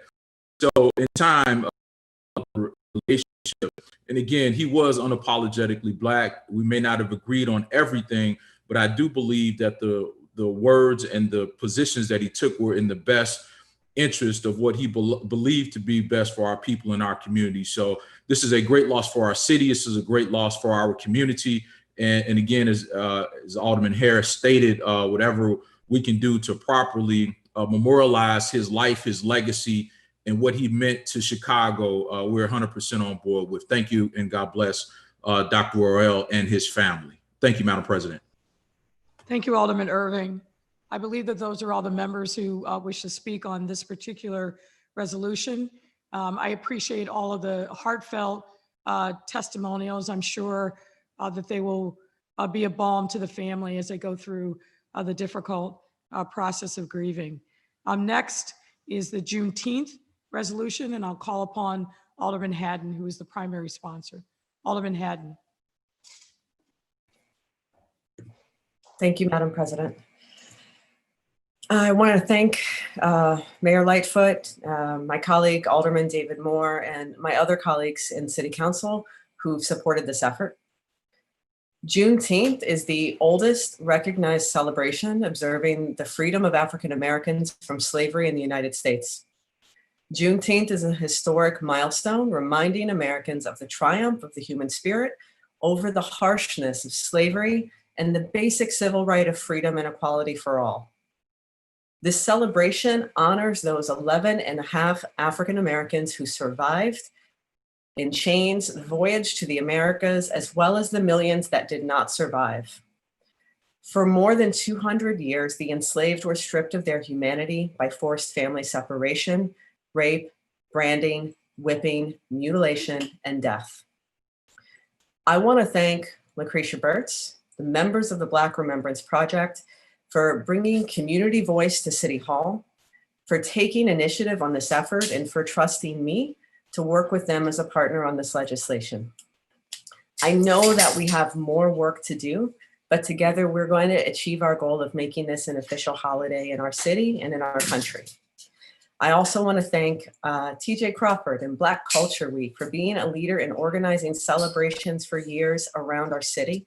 And I can't wait until we can plan our post-COVID-19 celebration. Many people ask why Juneteenth is so important for us to celebrate. And so there are a few reasons that I want to share with you today. Reverend Clementa Pinckney, Cynthia Graham Hurd, Susie Jackson, Ethel Lance, Reverend DePayne Middleton, Tywanza Sanders, Reverend Daniel Simmons, Reverend Sharonda Singleton, and Myra Thompson. Today marks the 5th anniversary of the massacre at Emmanuel AME Church in South Carolina. These churchgoers were murdered by someone who did not believe that Black lives mattered. A few more reasons why we should celebrate Juneteenth: Rekia Boyd, Laquan McDonald, Ahmaud Arbery, Breonna Taylor, and George Floyd. The police officers who killed them need to understand that Black lives matter. As decision makers and elected officials, it is our responsibility to recognize the protests and the riots in our street as the voices of those unheard and whose needs have gone unmet. And we're in a moment that demands we all recognize what our country and systemic racism try to deny us every day. And celebrating Juneteenth is a way for us to celebrate Black lives. So thank you all for standing not just with me, but with the people of Chicago and affirming this moment. Thank you, Madam President. Thank you, Alderman Haddon. The chair recognizes Alderman Moore. Thank you, Madam President. I first of all thank my colleague, Alderman Maria Haddon, for bringing this ordinance and allowing me to be a co-sponsor with her on this. I won't repeat everything that she said, but I ditto everything she said. And from that standpoint, she gave you a historical perspective of this and then brought it up also to the current. But let me just tell those who are recognizing Juneteenth, like Target, like US Bank, like Nike, like Twitter, like an American Express, who have come out and said they want to recognize it, they will give people days off. If you have not looked into your organization and saying, is my organization reflective of these people that I'm giving days off to, from the basement to the boardroom? If you Target, Nike, during this crisis, did not reach back and say, let me hire Black contractors and Black workers to help rebuild, then your just giving a day off of your recognition of this is very hollow. And so to understand what Juneteenth means, it talks about what Maria Haddon stated, and all of those advantages that these companies had to build on the backs of slaves, from the free picking of cotton in the South, getting that free labor, to having that cotton shipped in the North, where you can buy it for a cheap price because the labor was cheap, and build your textiles companies up and build your banks up. So Chase, when you're loaning $7 billion of money and only 1.5% is coming to Black people, then you're not celebrating Juneteenth. And so I want you to remind these companies, these organizations, everybody that benefited from slavery, is that to recognize a holiday, yes, is important, and we need that. But when you do something of substance, like those things I've just stated, then that's when I believe that you care. So with that said, I encourage my colleagues to support this this resolution and recognize this holiday. Thank you so much, Madam President. Thank you, Alderman Moore. The chair recognizes Alderman Irvin. Thank you, Madam President. Again, we would like to thank Alderman Hatton and Alderman Moore for being the legs of this resolution and to bring this to the forefront. It is not only ironic, but it is appropriate that during the time that we have, such as now, that we look back at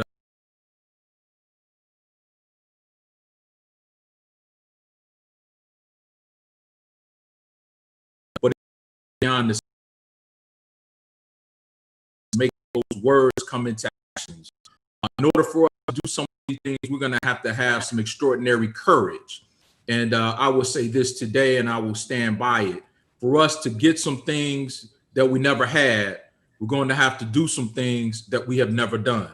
So let's look at this as a starting point and not an end to deal with the racial justice and inequities that exist not only in our city, and for what we have to do as a city of Chicago, that we have the courage to get those things done for the betterment of all of Chicago, not just Black Chicago, because as Black Chicago rises, Chicago itself rises as well. Thank you, Madam President. Thank you, Alderman Irving. The chair recognizes Alderman Mitz. Thank you, Madam Chairman. I too want to associate with the resolution and thanking my colleagues, Alderman Haddon, for leadership in this effort. But Juneteenth is a date that's very symbolic to me and the community, as we have a community activist, Ricky Brown, who celebrates every year Juneteenth, and every year there's this, we can rest assured we have a celebration. I'm pleased today that we are talking about it now in the city council, freeing slaves. Now we have to talk about it today behind, we're talking Black Lives Matters. So if we were free from slavery, our life should have been mattering all the time. But apparently there are folks who think that your life don't matter. Well, I'm here to tell you that it mattered back then and it matters today. You don't live in this world by yourself. None of us do. And we don't pick who we have to deal with. You might pick your family, but you can't pick the peoples around you. So we have learned to get along. The best thing is for those who think that there's a superior person, there's none. Because if it was, then you have a calling whether you live or die. And we don't have that calling.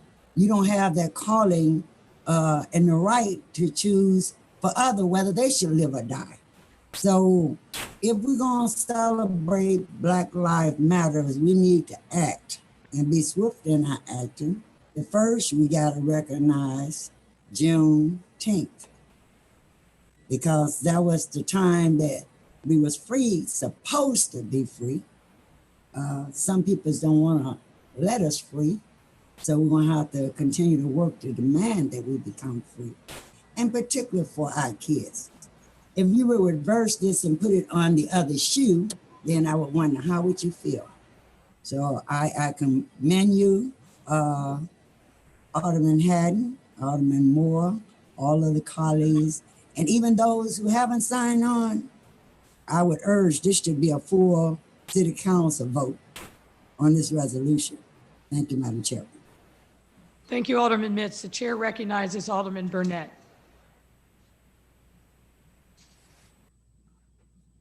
Can you hear me? Yes, you can. Okay, thank you very much, Madam President. I'll also like to sign on to this resolution. And I'd like to commend my colleagues, Alderman Haddon and Alderman Moore. Thank you all very much for bringing this to the forefront. But I would be remiss if I did not thank all of the people, not only in the city of Chicago, but across the country, who have been recognizing June 19th as a holiday. And for us, we recognize it because, and it's important, the significance to me of recognizing it is that on June 19th, the slaves became free, but unfortunately, some of them didn't even know they were free. And the other piece is that their slave masters knew that they were free, but wouldn't even let them know that they were free, and still took the labor from them, even though they were supposed to be free. It just shows how people have been taking advantage of us for so many years, using us to make money. They use us so that the banks were loaning money and get interest off of us from these cotton plantations. The insurance companies was making money off of us because they had insurance on our people. They even thought that we were less than a human being. This is June 19th for us, is to let everyone know that we are free. We are free people, and people need to treat us like free. And when we talk about freedom, it's not just a freedom of us being free off of chains. It's the freedom to allow us to have the fairness that you give everyone else, as far as jobs, as far as opportunities, as far as housing goes. That's what June 19th means to us. It means that you need to give us the free opportunities that you give everyone else. You need to treat us like a whole person, because we are a whole person. Matter of fact, everyone starts from Africa. Everyone comes from us. We are all one people, and we need to recognize that everybody come from the dark people.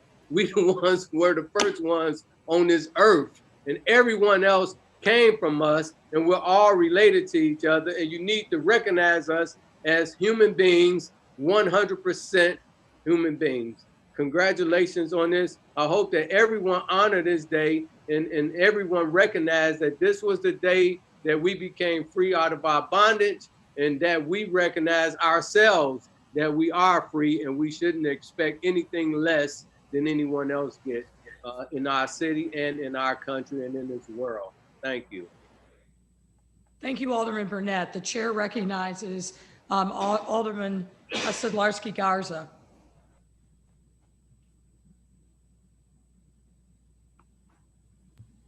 You're on mute, Sue. You're on mute. Sorry. Thank you, Madam President. I proudly stand with my colleagues in support of this resolution. For me, Juneteenth is both an opportunity to reflect and an opportunity to dream big. It symbolizes the fulfillment of a promise that America is a nation conceived in liberty and dedicated to the proposition that all human beings are created equal. Understand that the quest for equality and freedom does not end with laws or proclamations, but it is an ongoing struggle for economic justice, social justice, and dignity before the law and before each other.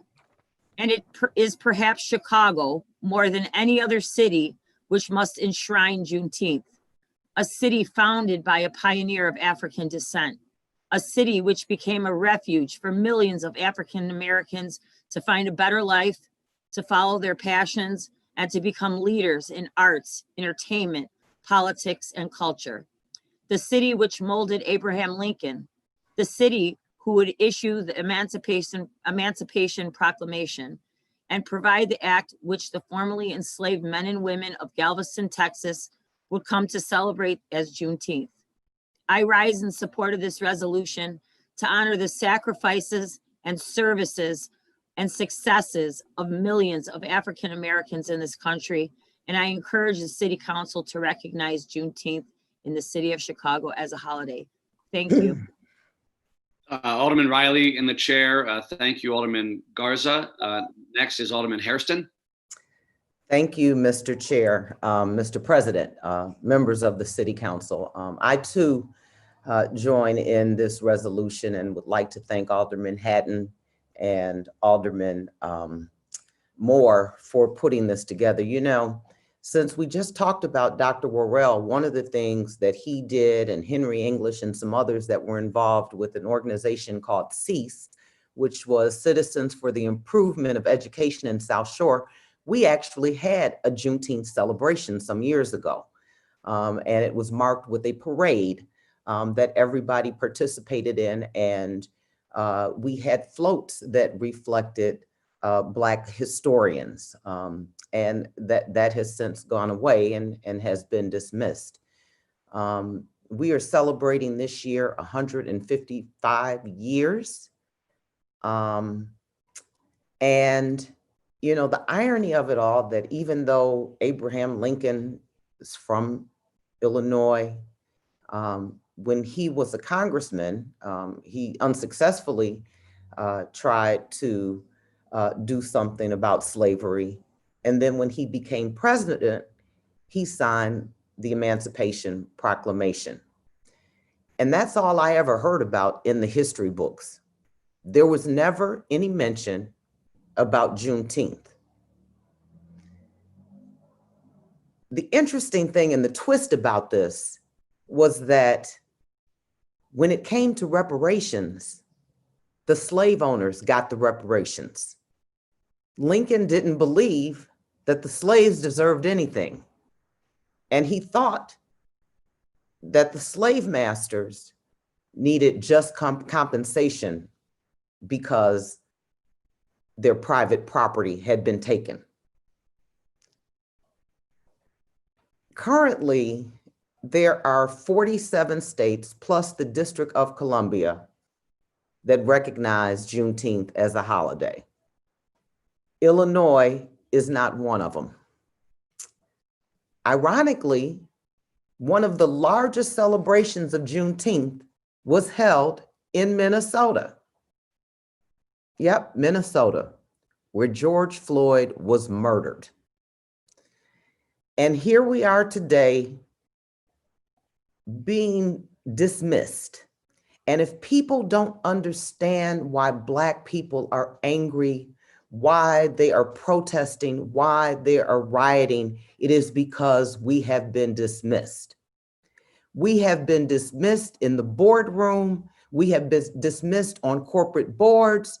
We have been dismissed in banks, in bank boards, in law firms as senior partners, junior partners, associates, in architecture firms, bank boards, I already said, and we are just ignored. And a lot of companies today, they talk the diversity talk, but they don't walk the diversity walk. And they've been doing this, and they've created positions where they have promoted people to chief diversity officer and associate diversity officer, yet they can't manage to hire one more Black. That is unacceptable. That is unacceptable. And what we see here with our police brutality issues is that we are always dismissed, and we continue to be dismissed. We have to do more. And Chicago, I need you to do more. We need to do more for the implicit bias. Anna Taylor, whose case was ignored and dismissed until the Say Her Name campaign.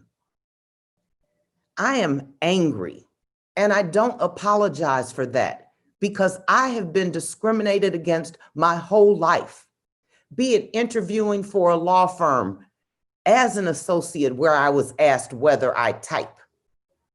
And I'm not going to tell you what I responded, but it was very appropriate. We have trouble getting businesses into our neighborhood. Well, here's a message. If you don't want to come to our neighborhoods, we're not going to keep giving you our money. We are going to take our money elsewhere, and we are going to fight. And I encourage the protesters to continue. Don't stop. Don't stop. Black lives matter. Black lives matter. I've seen so much. I've seen so much in my days. And most recently this weekend, and to know that we really don't get it, I watched two of my colleagues on TV making fun of the looting in the city of Chicago, talking about their legislation. And while they have a right to introduce any legislation that they want, it was insensitive and inappropriate to do so with boxes of popcorn, making light of a bad situation, of a horrendous situation. And I don't think they would have liked it one bit if the looting was going on in their neighborhood and we came and brought lawn chairs and popcorn to watch the destruction of the community. That is not acceptable. We will not be dismissed. And how dare the media and everyone else ignore it and sweep it in under the rug. This was the wrong thing. And this is the implicit bias that people are talking about. The things that you do that you don't realize you do, or either you do and you make fun of it. There was nothing funny about what happened in our neighborhoods, in the Black neighborhoods. Nothing funny at all, nothing to make light. And the fact that you had popcorn and the other one of you invited people to your office for popcorn and coffee is insensitive. And it means that you don't get it. You just don't get it. And I've heard on the news that they keep talking about, well, there was an invitation to come into the office.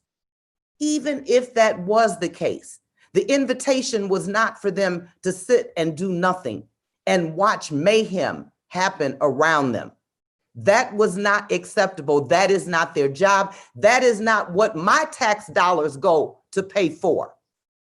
That is unacceptable. So I don't know where you get off thinking that just because somebody may have been invited in, that they could sit there for 5 hours. For 5 hours and watch the looting and not do their responsibility to serve and protect the citizens of Chicago. Fight is in my blood. I am a proud direct descendant of Frederick Douglass. It is time for this city council to wake up and stop being dismissive. Stop sweeping under the rug people who are advancing progressive legislation. Stop letting things linger in committee that are progressive, that will help take us to the next level. We will never get there unless we look at things differently. I have fought for African American studies in schools. I have fought at the University of Chicago for Black students. I have fought to make Martin Luther King Day a holiday. I continue to fight. But I need everybody to open up their eyes and to see what role they play in continuing to be biased against Black people and the color of our skin.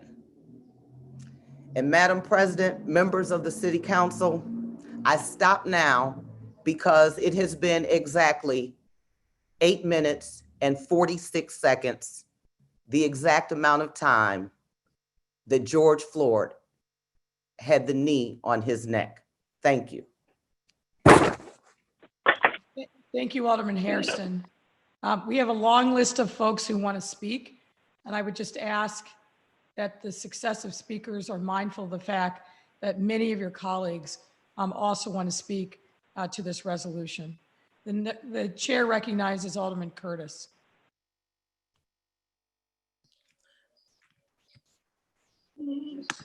Thank you, Madam Chairman. I am definitely going to be celebrating this holiday, Juneteenth. It reminds me of the time when my grandmother had, she'll be smiling down now, where she had to send my uncle, smuggle him from the south to the north in a casket just to save his life. I want to commend my colleagues, Alderman Hatton and Alderman Moore, for being the arms and the legs of this resolution. I appreciate what you two are doing. Thank you so much for this ordinance. Thank you, Madam Chair. Thank you, Alderman Curtis. The chair recognizes Alderman Kappelman. Thank you, Madam President. I too want to thank Alderwoman Haddon and Alderman Moore for this resolution recognizing Juneteenth. Slavery has been a curse in our country. And as a white man, I can say it's a shame that it has plagued us for hundreds of years, and it continues to haunt us today. The fact is, we all suffer when we allow institutional racism to exist. Juneteenth is another opportunity for white people to reflect on the harm that was done to African Americans, and another chance to examine ourselves to see what we can do to right this wrong, including with seeking reparations. Thank you, Madam President. Thank you, Alderman Kappelman. The chair recognizes Alderman Taliaferro.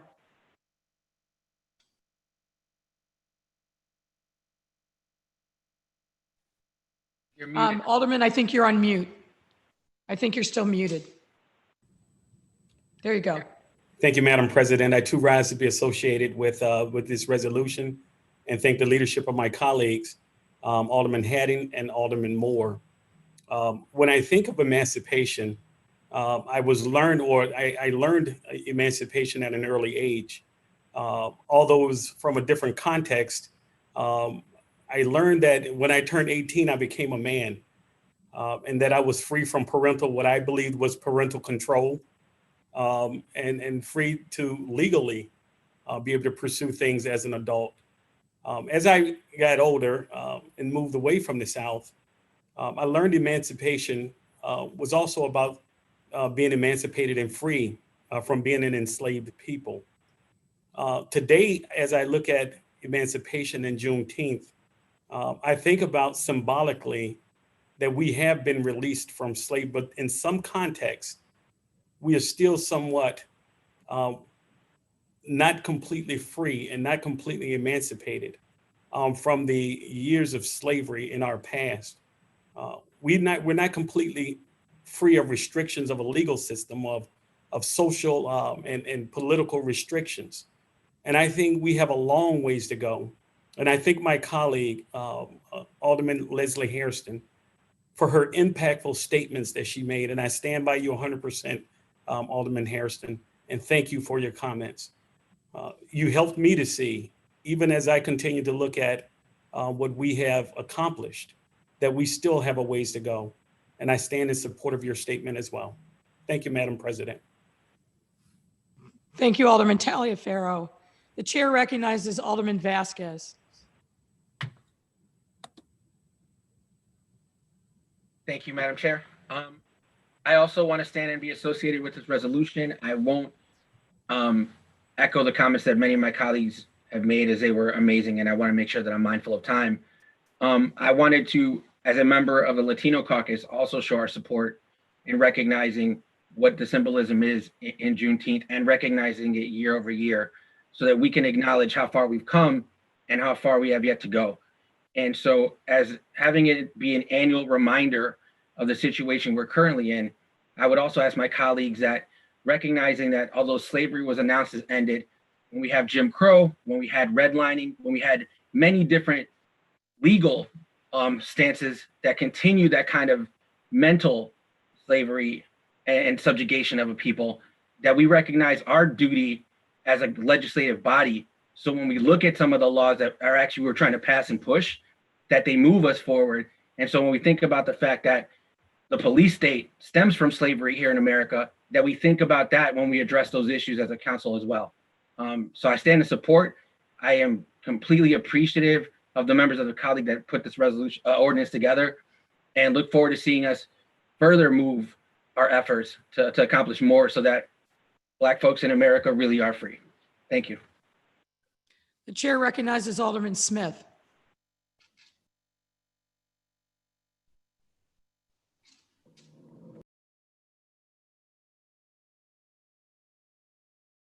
Want to express my support for the wonderful work that Maria Haddon and colleagues did to get this passed.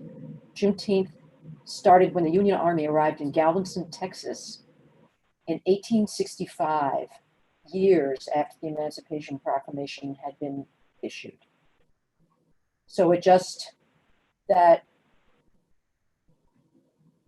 even Lincoln's words of the Emancipation Proclamation weren't honored for that many years just showed how right from the beginning, the resistance to change in our country has been so dramatic and long-lived. And I support the efforts of Alderman Sawyer and others to right these wrongs. So I stand in support of this resolution. Thank you. Thank you, Alderman Smith. The chair recognizes Alderman Rodriguez Sanchez. Can you hear me? Yes, ma'am. Okay, thank you. Thank you, Madam President, and thank you, Alderman Maria Haddon, for bringing this resolution forward. I'm very proud to support this resolution as a fundamental step to recognize the unconscionable amount of harm that has been done to Black people throughout history. To recognize that slavery is what this country was founded on, that white supremacy still runs our institutions and permeates every single space and interaction in society. I feel a lot of joy that we will have Juneteenth recognized and commemorate. And there's a lot of work to do in order to dismantle the systems that continue to enforce white supremacy and enforcing violence and brutality against Black people. That Black people are still not able to live in this country without fear of being harassed or even killed by police. That 1 in 1,000 Black men in the US will die at the hands of police, which is a public health emergency. That until Black people are able to live freely and with every need met, none of us are free. This resolution is a meaningful step in moving in that direction, but there's a lot more that we can do. We need to pass CPAC and bring real community control and oversight to police. We need to pass the Police-Free Schools Ordinance and stop the school-to-prison pipeline that overwhelmingly destroy Black lives. We need to defund the police and invest in all the things that we know build humans and make them whole instead of punishing them and breaking them for trying to survive a system that is rigged against them. We are living in a historic moment with infinite potential for transformation, and we have to decide what we are willing to do in order to really transform society and really bring us freedom, equality, and healing for generations to come. Thank you. The chair recognizes Alderman Coleman. Thank you, Madam President. And I just have to commend Alderman Hatton and Alderman Moore. I know firsthand, Alderman Hatton, when you started working on this ordinance, and I am proud to be one of the 41 who signed up. I'd also like to just take an opportunity to commend some of the community organizations that are bringing light to Juneteenth as we think about these times that we're in and the devastation that our communities on the South and West Side have endured in the last couple of weeks. And under your leadership, Madam President, but some of the organizations like Pastor Chris Harris and Bright Star Community Church and the March for Us 2020 to really show and educate the next generation, the Gen Ys and millennials, truly the significance of Juneteenth. Alderman Hairston, you said it best when you spoke of the implicit biases. Black Lives Matter, and I do hope that all of my colleagues recognize that Black Lives Matter and are not afraid to say that Black Lives Matters. Thank you. Thank you, Alderman Coleman. The chair recognizes Alderman Rodriguez. Thank you, Madam President. I just want to briefly congratulate both Alderwoman Maria Haddon and Alderman Moore for bringing this forward. I think it's a good coincidence that this morning in Little Village, under the most iconic Mexican-American structure in the Midwest United States, the Little Village Arch, we unveiled some banners that recognize that Black Lives Matter. We know that injustice to any community is an injustice to all of our communities. And I was proud to stand with Alderman Michael Scott of the 24th Ward in North Lawndale underneath the Little Village Arch to unveil this banner at the Little Village Arch that Black Lives Matter. I agree with you, Alderwoman Coleman. We need to be upfront, and we need to be very vocal about our support of the Black community, particularly given this nation's wretched history on systematic oppression of the African-American community. I'm honored to rise in support of this ordinance and look forward to continue celebrating Juneteenth into the future. Thank you for your efforts. Thank you, Alderman. The chair recognizes Alderman Lopez.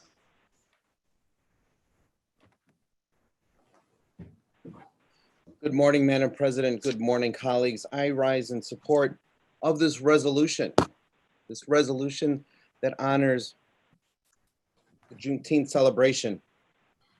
But I want to also caution my colleagues that this is simply a resolution. There's the ordinance that many of us signed, over 40 members of this council signed onto in November of last year, created by Maria Hadden, calling for the city of Chicago to officially make Juneteenth an observed city holiday. That is not what we're discussing today. What we're discussing is a resolution that states that we will observe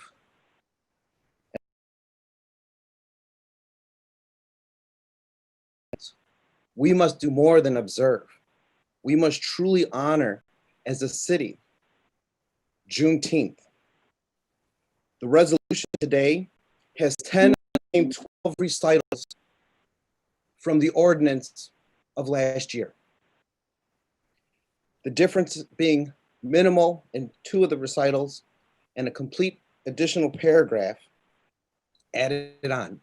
But what is not added on, and what I call on all of my members who are standing in support of this Juneteenth ceremonial resolution, is to put your words to action and push for the ordinance that makes this an official holiday recognized by the city of Chicago along the same lines as Memorial Day, Labor Day, Veterans Day, and all of the other holidays that warrant the city's closure and attention.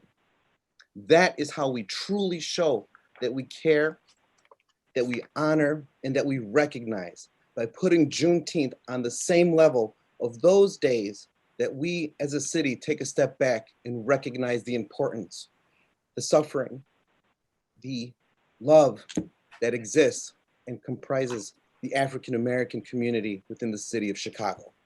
Thank you, Madam President. The chair recognizes Alderman Sigcho Lopez. Thank you, Madam Chair. And I also want to raise in support of this resolution and commend both Alderman Moore and Alderwoman Maria Hadden. And I commend them for raising this important issue.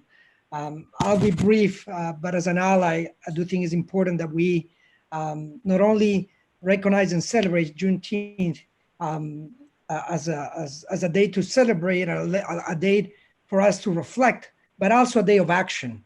And as we see hundreds of people outside city chambers today, I do think it's important that we move with action and legislation to make sure that we move beyond this conversation of diversity and inclusion. We need to make sure that we move beyond that and start talking about justice, equity, and reparations. I do represent communities like the Abla homes of Barbara Jean Wright, and I hear loud and clear from our communities. Communities of color, the Black community who has been neglected, marginalized, displaced. We cannot forget the school closures that had happened in our community, 88% affected of Black residents, the closing of mental health clinics, and the historic systemic disinvestment in our communities while jails have expanded, where we continue to criminalize our youth.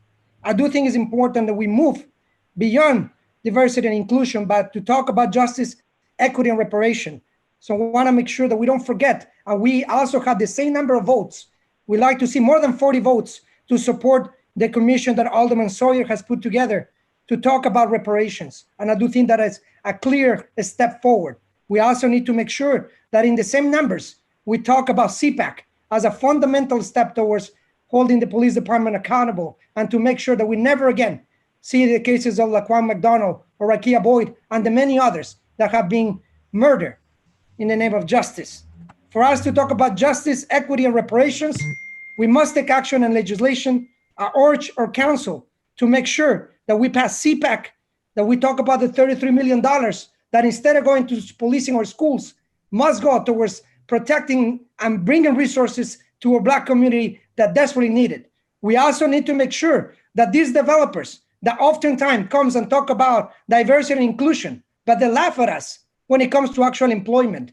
We need to make sure that our community, especially the Black community, can also be part of this, and we bring jobs, real solutions to our residents. I rise in support and also urge my colleagues to talk about legislation and urge them to vote in the same numbers, not only for this resolution, but the legislation that the hundreds and thousands of people outside the chambers are demanding now. Thank you, Madam Chair. The chair recognizes Alderman Cardenas. Thank you, Madam President. I joined to this resolution that Alderman Haddon and Alderman Dave put together. You know, little has changed in many areas of our society, corporate America, all the sports leagues, the NFL, the MLB. We know and we recognize that African Americans have been locked out. There has been little upward mobility whatsoever. We have not joined in the protest of the Kaepernicks of the world that are trying to change that or try to change that. Folks like him have been, again, locked out. And I think our efforts, and I do join in making maybe Juneteenth a holiday in the city as well, but I think we ought to push corporate America. We ought to push the trade unions to open up, to create opportunities for African Americans. A holiday is not enough. A holiday for me, people are going to get paid, people are going to go home and have a cookout.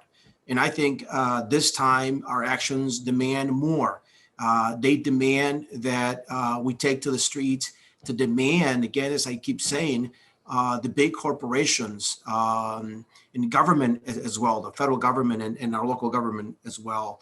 But in particular, I think the sports networks like NFL and MLB need to hear our message that something has to change. Nothing has changed from that mindset of white owners with players. They play in the millions of dollars, but they control everything, the operations, they control the ownership of it, that they're going to, for generations, keep that in their families. So to me, nothing has changed on that. And I think until we change that and we change and put corporate America to the task, nothing will change. We'll keep adding these resolutions and we'll keep adding holidays. This is a very important day.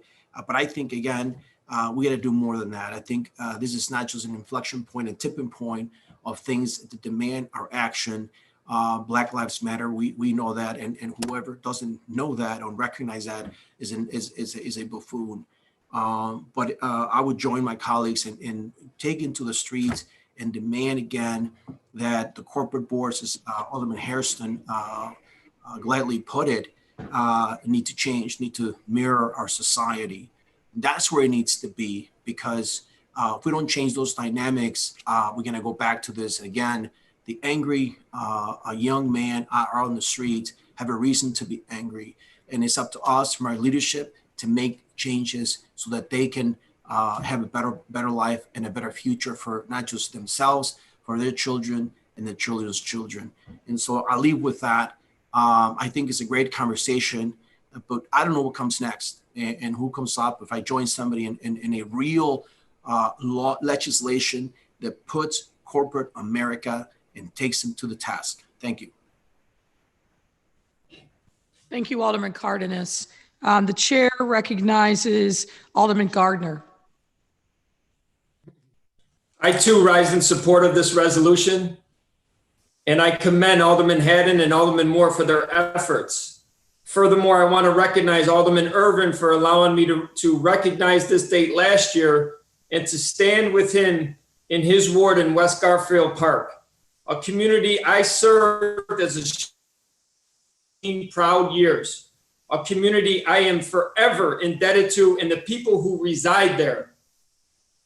I want to extend myself once again this year to any of my Black colleagues to show my support and solidarity as people, as I did after the riots when I called the majority of my Black caucus members to voluntarily offer our efforts from the 45th Ward to help clean up different areas of this city, areas that I served as a firefighter and a teacher and a Park District employee. So once again, I will say I am forever indebted not only to West Garfield Park, but to other areas of this city that are predominantly Black and the influence they have had on my life. Because as our colleague has stated earlier, Alderman Burnett, we are all one. Thank you. Thank you, Alderman Gardner. The chair recognizes Alderman Laspada. Thank you, Chairman. Very glad, very proud to stand in recognition of this resolution that proclaims not only that Black Lives mattered 150 years ago, but that Black Lives matter today. I'm very grateful to Alderwoman Haddon, to Alderman Moore, and my colleagues for their leadership on this. I believe it's the right moment. It's an essential moment. It's a necessary moment. But if this is where the moment ends, as my colleagues have shared, then we'll have done a disservice to our commemoration of Juneteenth. I want to make sure, as my colleagues are saying, that we move past the commemorative to the substantial. And so we have that opportunity. We have an opportunity to really proclaim a year of Jubilee, a year of freedom to Black and brown communities across the city of Chicago, both by how and when we pass the CPAC ordinance for community control over policing, by the way we work through the difficult meaning of defund the police to really think critically about how we invest in public safety, and in the budget that we pass later this year. It is in our actions as a council that we really speak into what freedom means. And I really hope that we all take that call seriously through the rest of the year and through the rest of our terms in office. But I'm so glad to be in this moment with you all. Thank you. The chair recognizes Alderman Villegas. Thank you, Madam Chair. I'd like to thank Alderman Haddon as well as Alderman Moore. Juneteenth should be a holiday because it honors the history of our country. It's not a pretty or an easy history, but that's why it's so important. We teach history so it's never repeated. We teach history to honor those that came before us. I strongly support making Juneteenth official. It's our history, and we can never forget that. And I know that my colleagues have mentioned that there's 40 plus signatures on the ordinance from November. And I would encourage those that have not signed on to please sign on. Thank you, Madam President. Thank you, Alderman Villegas. The chair recognizes Alderman Dow.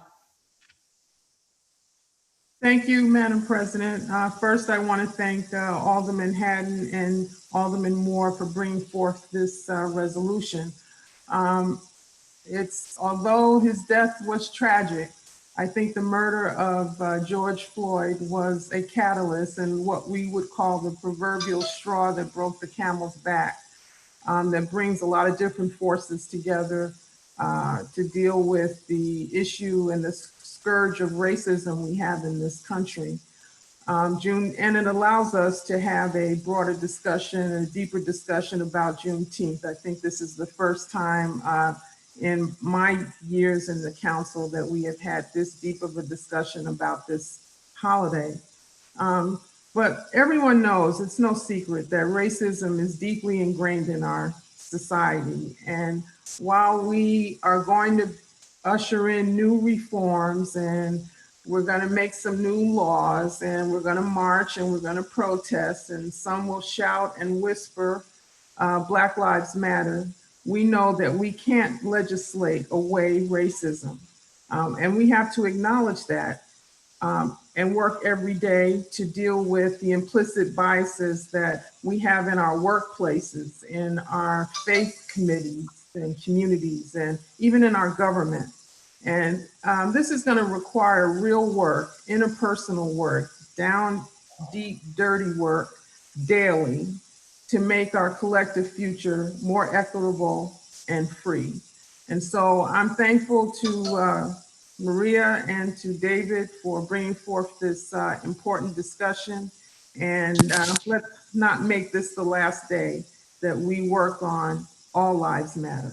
Thank you. Thank you, Alderman Dow. And I believe the last speaker is Alderman King. Yeah, thank you, Madam President. I too would like to lend my voice and support on this resolution. first of all, just want to thank Alderwoman Haddon and Alderman Moore for their leadership. Truly appreciate you all.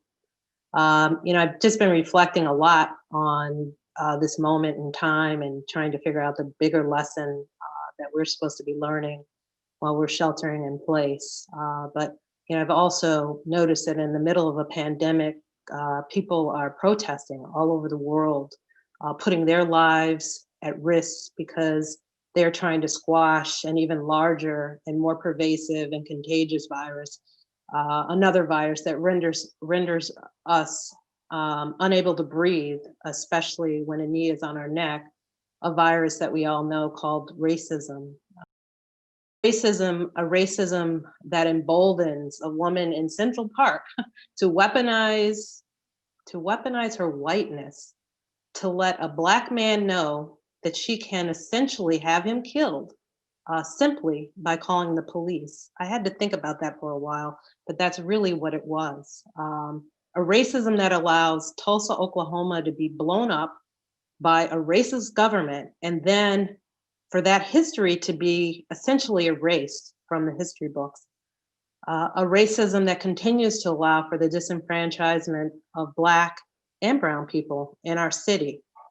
So I'd like to challenge members of this city council on Juneteenth or whenever to learn some true history, especially about African-American history and the contributions and the dissemination of wrong information and the murder at the hands of really your ancestors, white people's ancestors, so that you can serve your constituents better, so that you can serve our city better. We will not truly heal as a city until we recognize and continue to put policies and resources in place that mitigate the systemic racism that still exists and that white people have benefited from and continue to benefit from. You can't say that we had nothing to do with the decisions of our ancestors and yet continue to benefit from the atrocities of your ancestors. It doesn't work both ways. So I encourage this body to accelerate progress on policy and administrative action that uplifts the most marginalized, usually Black and brown people.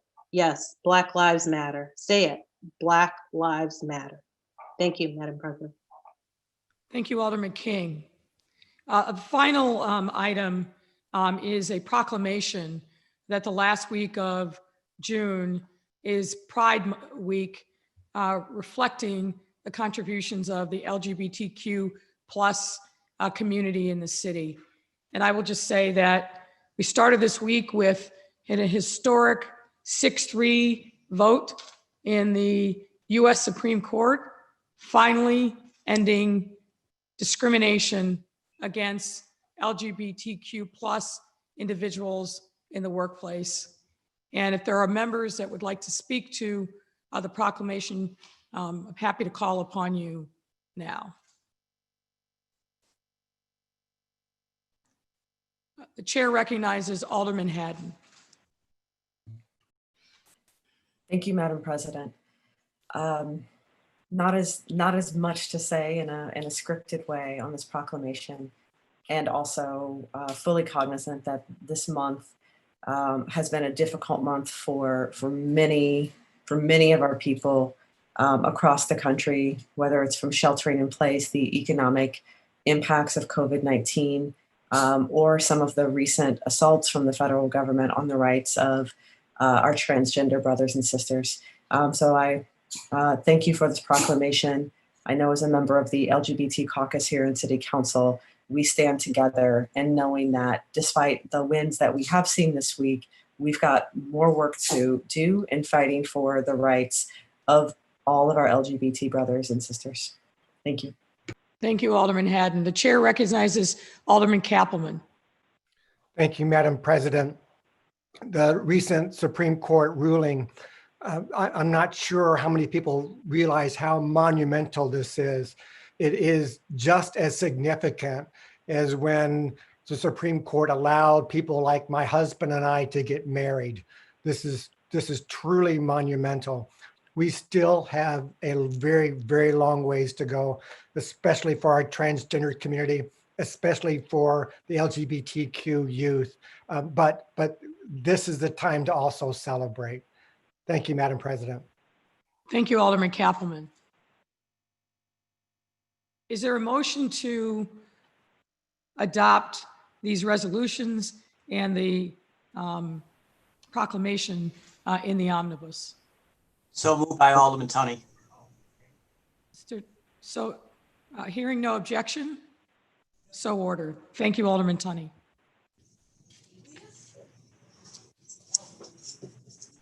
The next order of business is communications. Madam Clerk. Hi, Mayor, I'm back. Thank you for the welcome back to all the aldermen. While I have your moment before I start communications. And while she's happy, I'd like to introduce you all to Rihanna Joy, who joined our family on April 15th, another city council day. So she is my coworker with Daddy Daycare. But just want to say thank you for all the well wishes and all of the encouragement you all shown me and my team out of maternity leave, and it's happy to be back. So let's see if she'll act just as sweet now as we do communication.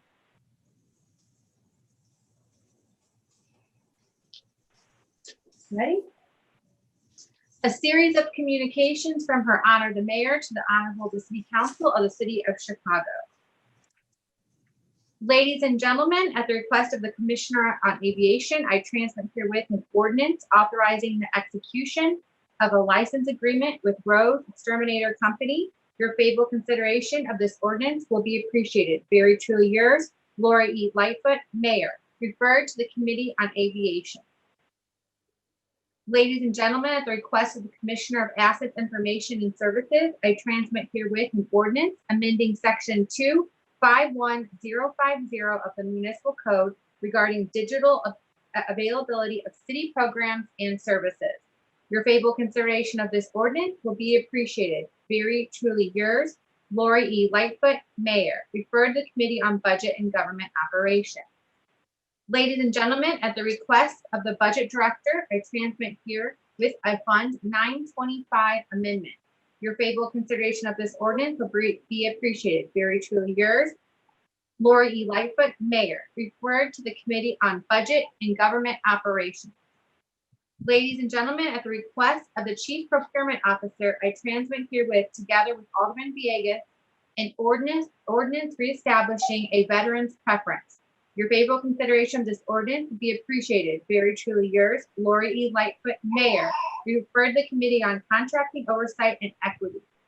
Ladies and gentlemen, at the request of the Commissioner of Planning and Development, I transmit herewith an ordinance authorizing a recertification of Class A tax status of property located at 4000 West Diversity Avenue.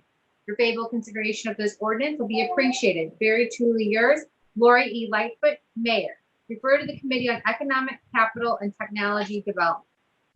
Ladies and gentlemen, at the request of the Commissioner of Planning and Development, I transmit herewith an ordinance authorizing an amendment to a previously passed negotiated sale of the Ultimate Gas and Mini Mart for property located at 4237 South Wells and 224 West 43rd Street.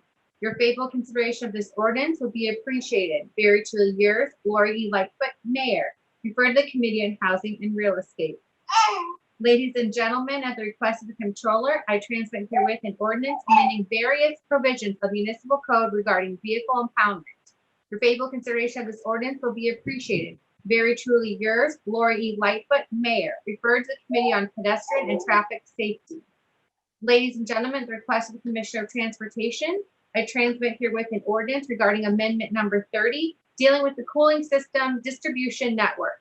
Your favorable consideration of this ordinance will be appreciated. Very truly yours, Lori E. Lightfoot, Mayor. Refer to the Committee on Transportation and Public Way. Ladies and gentlemen, at the request of the Commissioner of Building, I transmit herewith an ordinance amending the Municipal Code regarding standards governing implosions. Your favorable consideration of this ordinance will be appreciated. Very truly yours, Lori E. Lightfoot, Mayor. Refer to the Committee on Zoning, Landmarks, and Building Standards. Ladies and gentlemen, I transmit herewith appointments to various special service areas. Your favorable consideration of these appointments will be appreciated. Very truly yours, Lori E. Lightfoot, Mayor. Referred to the Committee on Economic, Capital, and Technology Development. Ladies and gentlemen, I have appointed Larissa Lopez as member of the Board of Trustees of Community College District Number 508 for a term effective immediately and expiring June 30th, 2021 to complete the unexpired term of Clarissol Duque, who has resigned. Your favorable consideration of this appointment will be appreciated.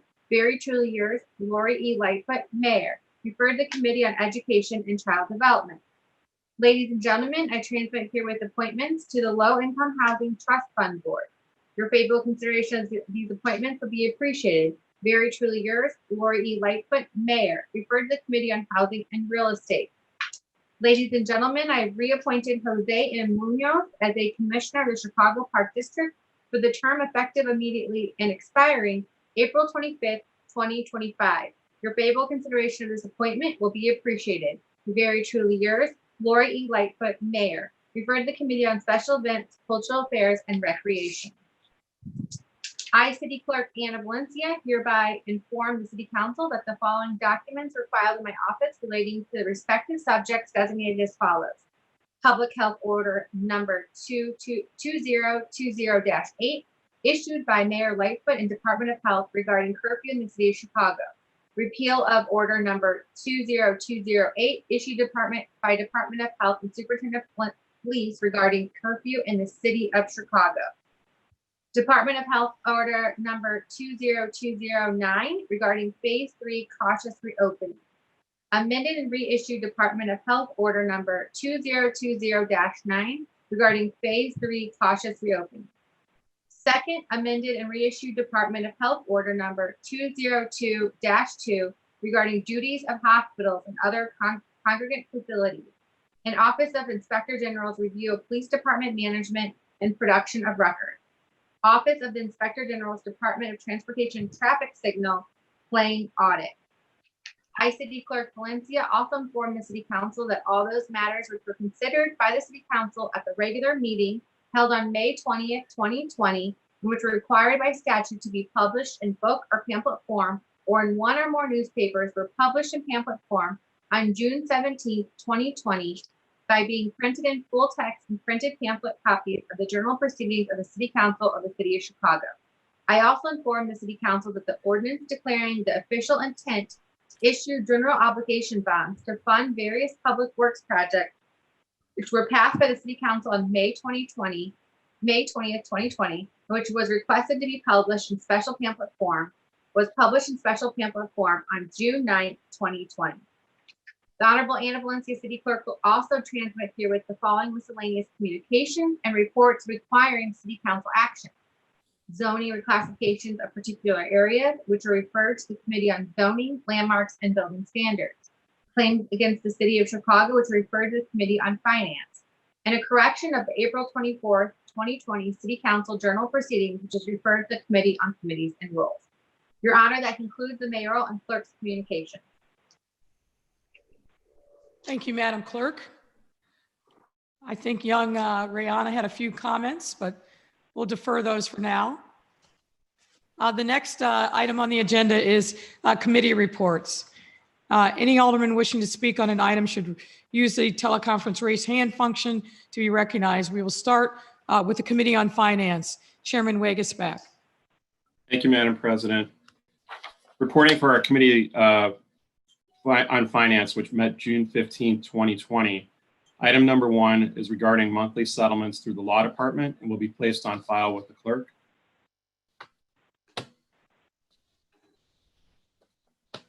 So ordered. Madam President, items 2 and 3 consist of authorizations for the payment of various small claims against the city and denials of payment of various small claims against the city. If there is no objection, I ask that these items be placed on the omnibus. Hearing no objection, so ordered. Madam President, item number 4 is on the supplemental, and it is an order authorizing Corporation Counsel to enter into and execute a settlement in the 2012 case of Linda Moore as the independent administrator of the estate of Charles Miles, deceased, versus the City of Chicago, Wozniak, and Ed Amick, cited as 17L 12631 in the amount of $200,000.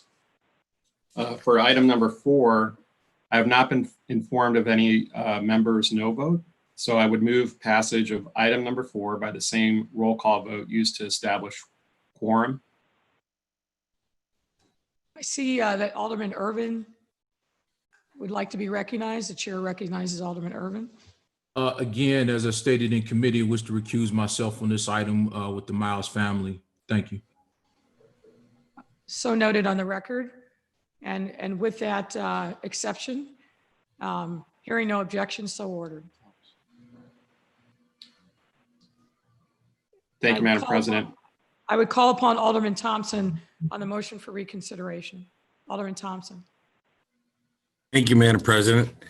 A motion that we reconsider the last vote. All those in favor of reconsidering the last vote signify by saying aye. All those opposed say nay. No. Motion for reconsideration is denied. Chairman Wagasback. Thank you, Madam President. And on behalf of Vice Chair Hairston for the Committee on Finance, I've been very proud to serve with her and be mentored by her. I just want to say that this concludes the report of the Committee on Finance. Thank you very much.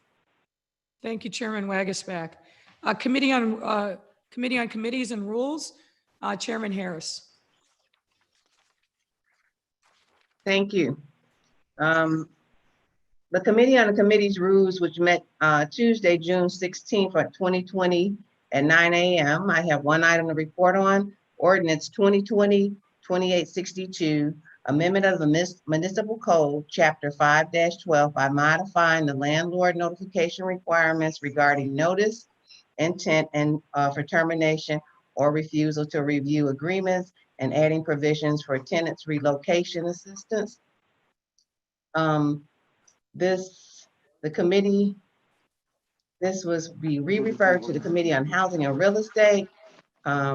The approved re-referral ordinance passed the committee by roll call vote of the committee members present. I move to concur with the recommendation of the last most favorable roll call of the Committee on Finance and the same motion to reconsider if there are no objections. Hearing no objections, so ordered. Thank you. That concludes my report. Next is the Committee on Budget and Government Operations. I'm sorry. Alderman Irvin. Point of order. Alderman Irvin. And Alderman, I'll remind you, if you'd like to speak, you must use the function to raise your hand. Alderman Irvin.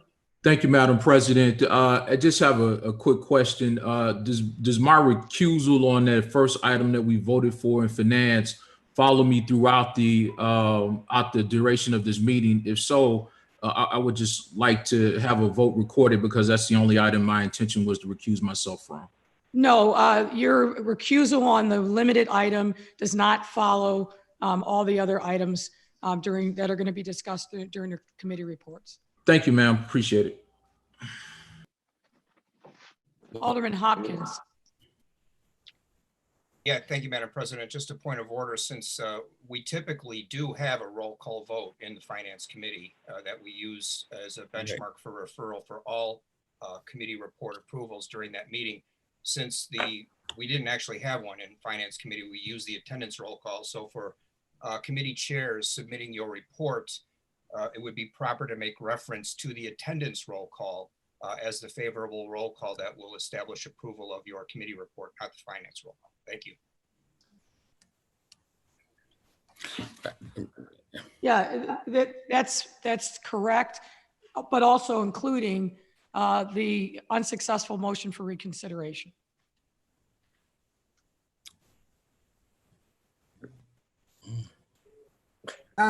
Thank you, Madam Chair. Madam President, did you want me to proceed? One moment. It looks like Alderman Beal is raising his hand. The chair recognizes Alderman Beal. Yes, Madam Chairman, I would like to bring the attention to the last roll call. Alderman Irvin's vote did recuse himself from the subsequent vote because it was referred to the first vote. And so that vote would carry on to the next one because it was referred to with the Committee on Finance. So he subsequently would be carried on the next vote.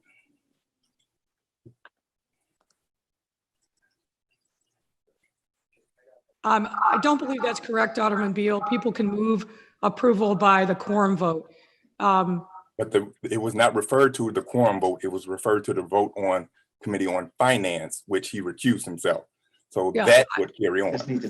I understand, and I think that Alderman Hopkins has indicated and suggested, which I agree with, that subsequently the committee chairs refer to the committee attendance vote as opposed to the roll call vote.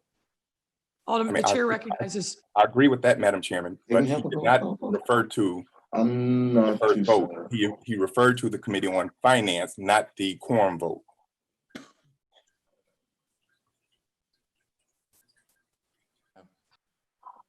The chair recognizes Alderman Thompson. Thank you, Madam President. It may be more clear suggestion is we may want to take just a roll call. Roll call. That we could then refer to clarify any. I know it's your discretion as a chair, but that may be a simpler resolution to this and clarify it. So just a suggestion. The chair recognizes Alderman Lopez. Thank you, Madam President. Actually, I was going to say the exact same thing that my colleague Alderman Thompson said, and would encourage during the Budget Committee report that the first item to be voted on be taken as a roll call so that we can use that as our standard for the duration of the meeting. I think what we will do is go back to the Committee on Rules. Take that as a roll call. And do a roll call vote there. Chairman Harris, would you like to be recognized? I think you're on mute, Madam Chairman. Madam President, I needed to correct my report then if we were using the first item, the committee on the first attendance. Point of order, Chairman, or Madam President. What? The proclamation. Alderman, I think what we will do is have a roll call vote on your matter, and then we can use that to carry forward. Madam President, I have a point of order on this. Quickly, Alderman Lopez. Thank you, Madam President. Chairman Harris actually did both the vote and subsequent matter to motion to reconsider, so there's nothing that we can revote on. We'd have to move forward only with whatever's coming next. So we can't revisit this issue because of the fact that we've already accepted the motion to reconsider, so that item is considered final. Yeah.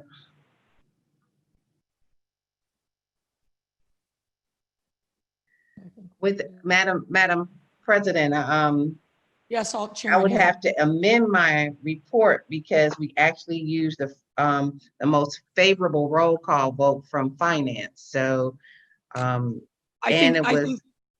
think that's what's proper. Okay. Alderman, if you would amend your motion, and then we will take a roll call vote. So there's a motion to amend my report. So I think we will have a roll call vote on that. So the motion, the vote is on a motion to amend the Rules Committee. Again, Hold on, sir, please. If you could, just be polite enough not to interrupt. Just a moment. Let me finish speaking. I see that your hand is raised, and I will call you, but we can't have people just talking out of turn because it will devolve into chaos. And if you would please be courteous enough to allow me to finish, I would very much appreciate it. Alderman Lopez. Proceed, Madam President. Oh, thank you so much. There's a motion by Chairman Harris of the Rules Committee to amend her committee report, and we will have a roll call vote on that. Cardenas motion. Lopez, you want to speak to that, or I do you want? I do. Please. If I may. Thank you, Madam President. Again, there is nothing to vote on because the matter has already been approved and the motion to reconsider has also been accepted by you. We cannot go backwards once an item has been approved by this body and a motion to reconsider has failed. The item is finished. This is a very dangerous precedent that you're going down if we are allowing motions to reconsider to be ignored. The simplest and easiest way is for us simply to use the Budget Committee's first roll call moving forward. And I think all of us are in agreement with that. This is not an issue of trickery. This is just a procedural issue to move forward, which is why every meeting we have the motion to reconsider to seal all business so that we cannot revisit it at a later time. Madam President, I'll be fine with us leaving it as is. I just want to make sure that because we use the first and it'll be fine that because we use the first most favorable vote of Finance Committee. All right, leave it. So we'll All leave right. it. Chairman Harris, if you're comfortable with the record as it stands. I'm comfortable with the record, Madam I'm happy to President. move forward. Alderman Dow, the Committee on Budget and Government Operations. Thank you, Madam President and members of the City Council. Reporting for your Committee of the Budget and Government Operations, which held a meeting on June 10th, 2020. The committee recommends passage of the following. Number one, an ordinance concerning an allocation of Neighborhood Opportunity Fund grant to Inner City Muslim Action Network for the redevelopment of property located at 1207 through 1211 West 63rd Street in the 16th Ward. I would move passage of this item by roll call vote. Madam Clerk, can you please call the roll? Alderman Laspada. Aye. Alderman Hopkins. Aye. Alderman Dowell. Aye. Alderman King. Aye. Alderman Hairston. Aye. Alderman Sawyer. Aye. Alderman Mitchell. Aye. Alderman Harris. Aye. Alderman Beal. Yep. Alderman Sidlowski Garza. Aye. Alderman Thompson. Aye. Alderman Cardenas. Aye. Alderman Quinn. Aye. Alderman Burke. Alderman Burke. Aye. Alderman Lopez. Aye. Alderman Coleman. Absolutely aye. Alderman Moore. Aye. Alderman Curtis. Aye. Alderman O'Shea. Aye. Alderman Taylor. Aye. Alderman Brookins. Aye. Alderman Rodriguez. Alderman Rodriguez. Alderman Tabares. Aye. Alderman Scott. Aye. Alderman Cicho Lopez. Aye. Alderman Maldonado. Aye. Alderman Burnett. Aye. Alderman Irvin. Aye. Alderman Telefiero. Aye. Alderman Raboyes. Aye. Alderman Cardona. Aye.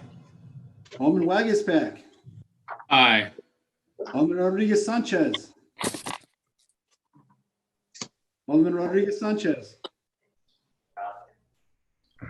Alderman Austin. Alderman Ramirez Rosa. Aye. Alderman Villegas. Aye. Alderman Nitz. Aye. Alderman Spizzato.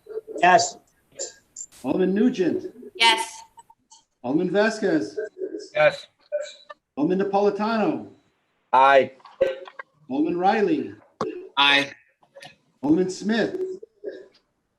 Aye. Alderman Tunney. Aye. Alderman Gardner. Aye. Alderman Kappelman. Aye. Alderman Martin. Alderman Martin. Aye.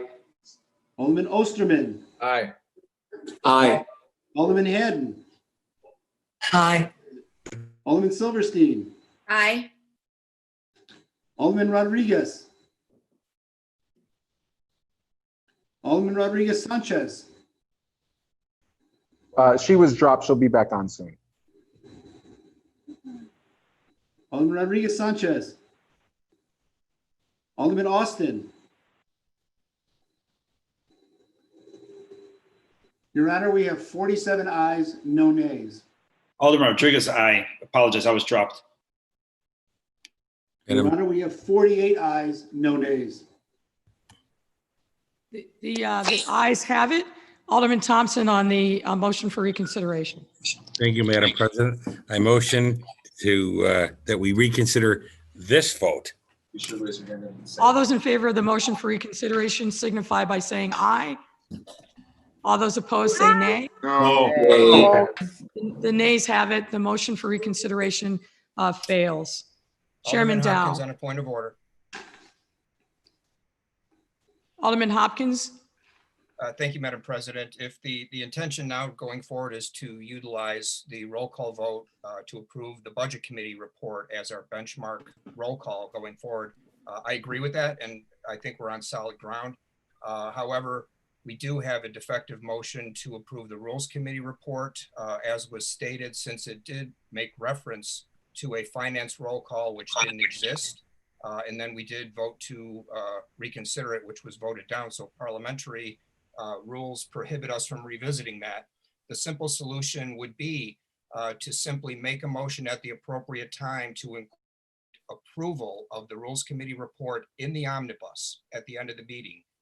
And that solves the problem in a very simple manner. And I would ask the parliamentarian to opine on this and confirm if my interpretation is correct. Thank you. Thank you, Alderman Hopkins. Alderman Dow. Yes, thank you, Madam President. The second item on the agenda is a substitute ordinance concerning an amendment to the annual appropriation ordinance year 2020 within Fund Number 925 for the Office of Budget and Management, the Department of Housing, the Department of Public Health, the Department of Family and Support Services, the Department of Planning and Development, the Department of Transportation, and the Department of Aviation.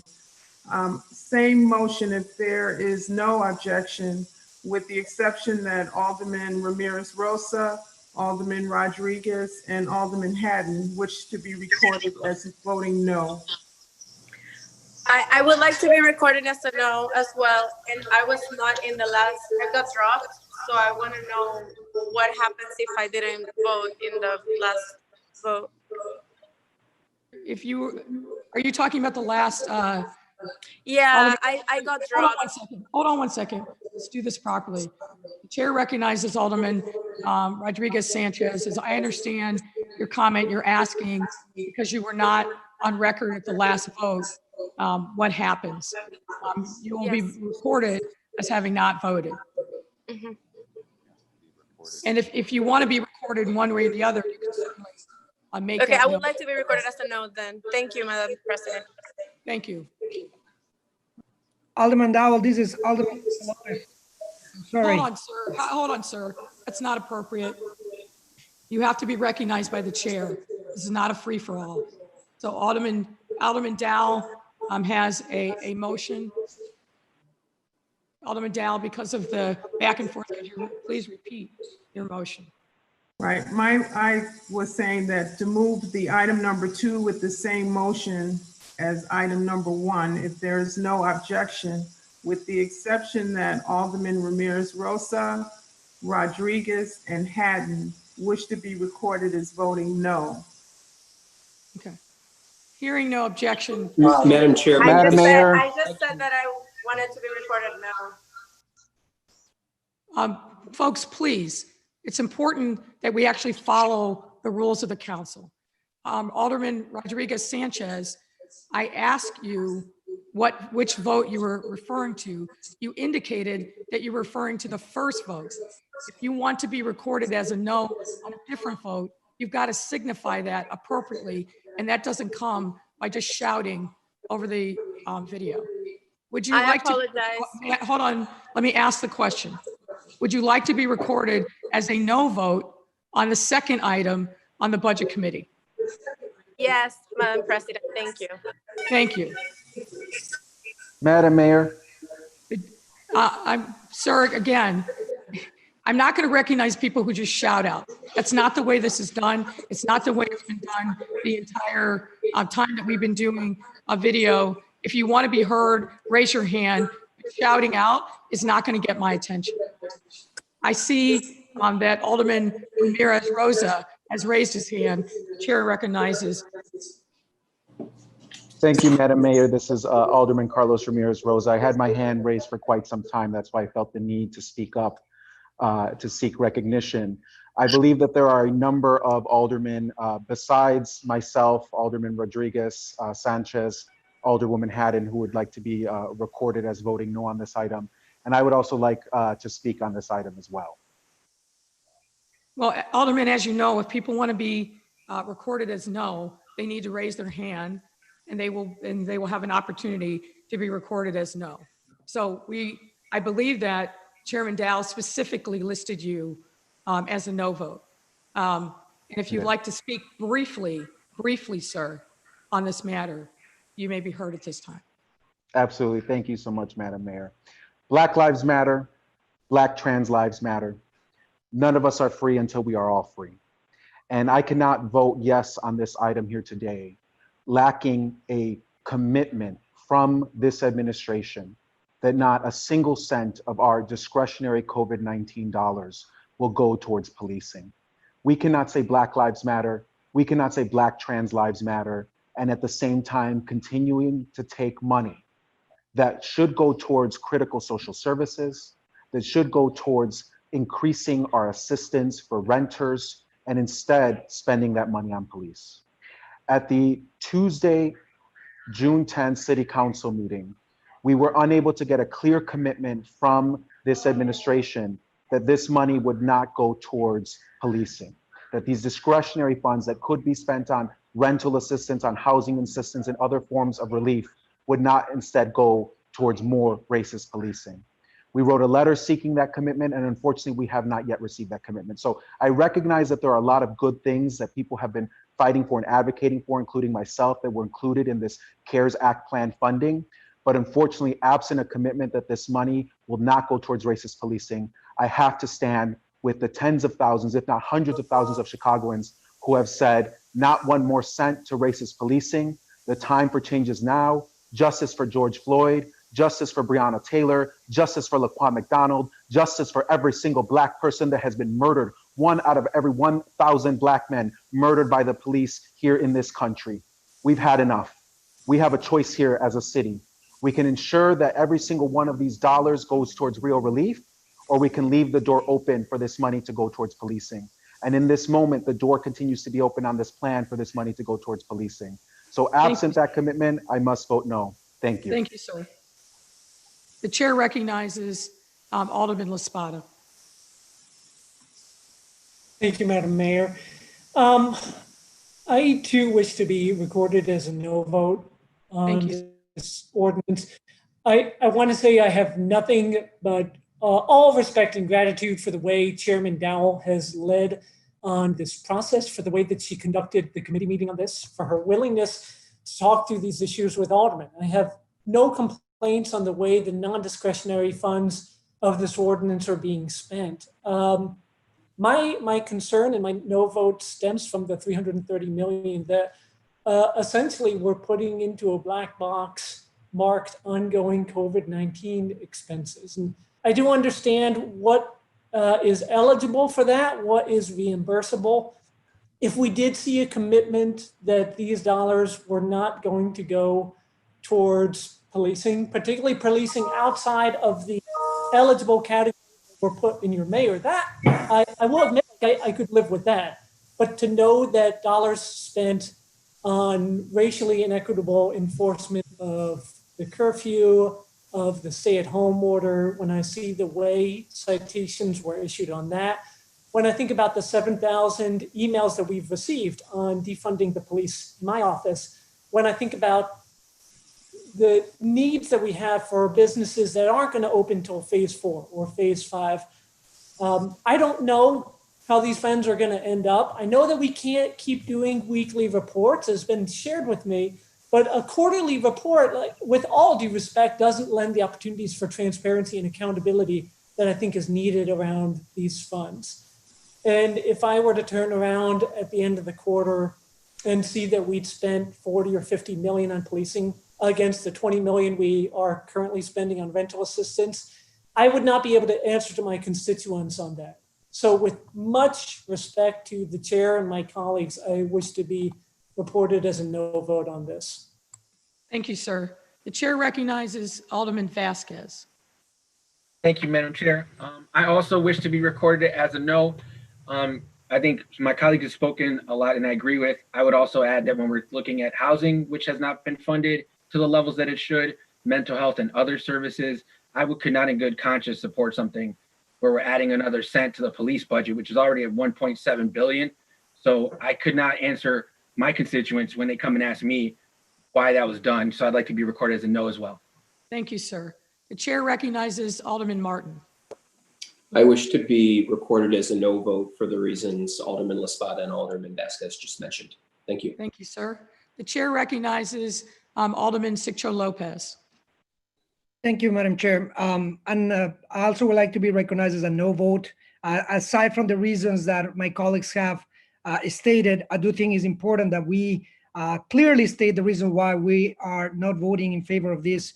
I'm also concerned about the outsourcing of Chicago's contact tracing efforts and also the payments to private security firms in a time where we should be strategically investing in our youth, in programs, in housing. So I also want to be recognized as a no vote. Thank you. Thank you, sir. The chair recognizes Alderman Taylor. I just want to be recorded as a no vote. And I hope that we go back to having these conversations before we decide to spend money. I appreciated at the beginning of your administration that we had these conversations and there was some discussion and back and forth and we were actually listened to. And so I want to be recorded as a no vote, but I hope we go back to that. Thank you, Madam Chair. Thank you, Alderman Taylor. The chair recognizes Alderman Rodriguez Sanchez. Do you wish to be recognized again? Yes, thank Okay, you, Madam President. I just wanted to record my vote on the first item as a yes and on the second item as a no. Okay. For the same reasons that Alderman Laspada expressed. Thank you. All right, thank you for that clarification. Madam Clerk, please make sure that the record is clear regarding Alderman Rodriguez Sanchez's vote. Alderman Dow, I believe we have a motion pending and we have a number of individuals who've indicated that they want to be recorded as a no vote. Do you have a motion? Yes, I'll just repeat the motion. Same motion as item number 1, if there is no objection, with the exception that Alderman Ramirez Rosa, Alderman Rodriguez, Alderman Haddon, Alderman Rodriguez Sanchez, Alderman Laspada, Alderman Vasquez, Alderman Martin, Alderman Siccho Lopez, and Alderman Taylor are being recorded as voting no. Hearing no objection to the motion from the chair of the Budget Committee, and with the exceptions noted in the record as no votes, the motion passes and associated with the unsuccessful motion for reconsideration.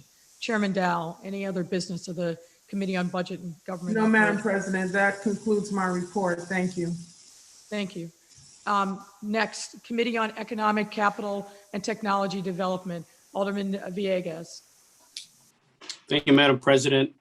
And members of the City Council, reporting for the Committee on Economic, Capital, and Technology Development, which held a meeting on June 12th, 2020. The committee recommends passage of the following. Items 1 through 3 are a series of appointments and reappointments to various special service areas. Robbie Tina Sanders to SSA number 45, 103rd Halsted Commission. Mo Taleb to SSA number 28, Six Corners Commission, and Joseph M. Hall to SSA number 33, Wicker Park and Bucktown Commission. I move passage of these items by the first favorable vote of the Committee on Budget and Government Operations and the associated unsuccessful motion to reconsider. Hearing no objection, so ordered. Item 4 is a resolution calling for hearings to establish framework and criteria for revocation of tax incentives in accordance with Cook County Tax Incentive Ordinance. I move passage of this item by the first favorable roll call vote of the Committee on Budget and Government Operations and the associated unsuccessful motion to reconsider. Alderman Vasquez. Thank you, Madam Chair. I just want to be recorded as a yes for that vote. Thank you. What? Yeah, at the end of that vote, I was not able for the end of the meeting, so I want to make sure that was marked as a yes for that roll call vote. That was all. I don't think that's awesome.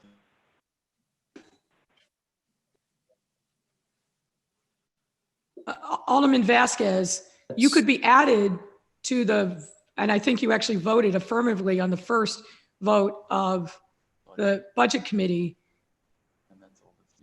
And that is really all that's needed. Okay. So I'm not exactly sure what you're asking, sir. No, if that's sufficient, that's fine. I appreciate that. Thank you, Madam. Oh, that's what's proper. So if you want to be recorded, as I think you were, as a yes vote on the first item of the Budget Committee, I believe that's already reflected in the record. Thank you. Sorry for the interruption. Chairman Villegas, please proceed. That concludes my report. Thank you, Chairman. The next is the Committee on Education and Child Development. Alderman Scott. Thank you, Madam President and members of the City Council. Reporting for your Committee on Education and Child Development, which held a meeting on June 3rd, 2020. I recommend that the following reappointments be passed. A reappointment of Walter E. Massey as a member of the Board of Trustees of Community College District number 508. Number 2, a reappointment of Deborah H. Tillman as a member of the Board of Trustees of the Community College District number 508. I move to apply the first most favorable roll call vote of the Committee on Budget and Government Operations and the associated unsuccessful motion to reconsider these items. Hearing no objection, so ordered. This concludes my report, Madam President. Thank you, Mr. Chairman. Next is the Committee on Health and Human Relations. Chairman Sawyer. Thank you, Madam President and members of the City Council. Reporting on the Committee on Health and Human Relations, which held meetings on June 4th and June 12th, 2020. The committee recommends passage of the following item. A substitute resolution calling on the creation of a public body on reparations, which is R2019-694. I move passage of this item by the first most favorable roll call vote on the Committee of Budget and Government Operations and the associated unsuccessful motion to reconsider, with the exception of Alderman Napolitano and Sposato, which want to be recorded as voting no.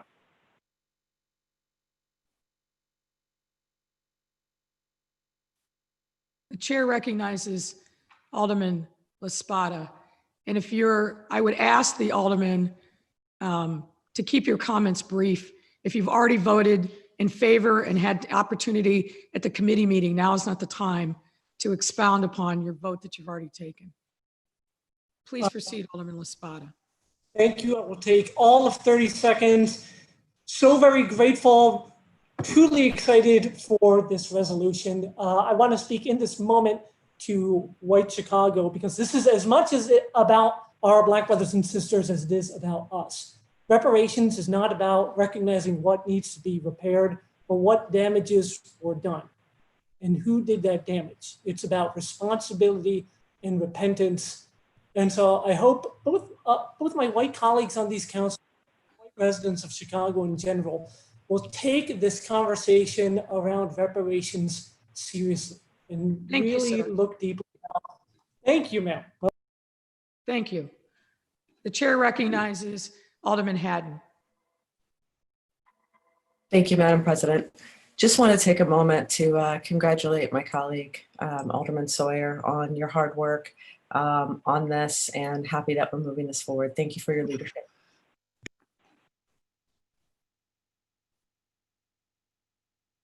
Pending, looks like Alderman Irvin wants to be heard on this. Alderman Irvin.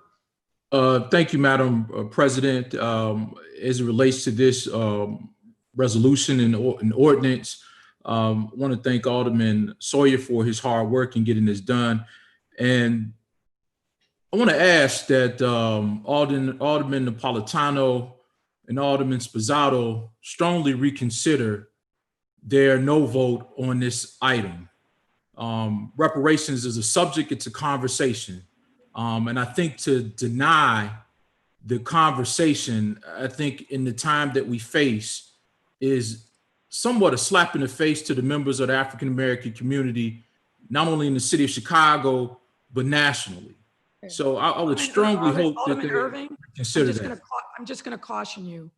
We're now getting into, I think, going beyond your appropriate bounds. I think your point is taken. You've asked for reconsideration. You can do that through the chair. But I think anything further is not appropriate in this moment.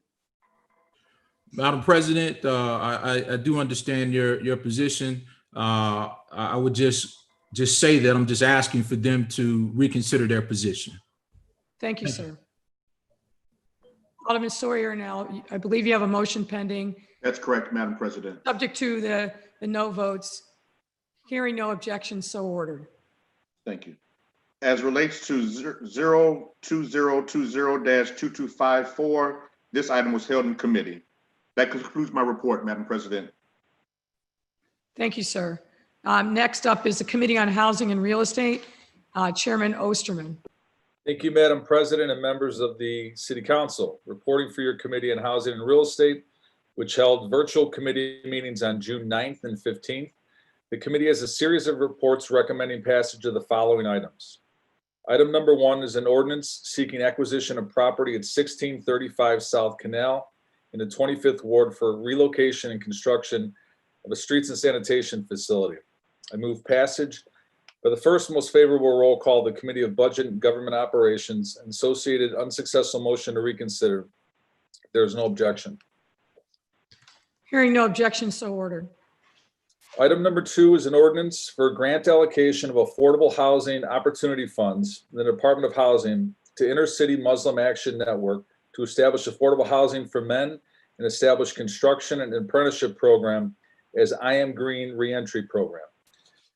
I move passage of this item by the most favorable roll call of the first most favorable roll call, the Committee on Budget and Government Operations, and the associated unsuccessful motion to reconsider. There's no objection. Hearing no objection, so ordered.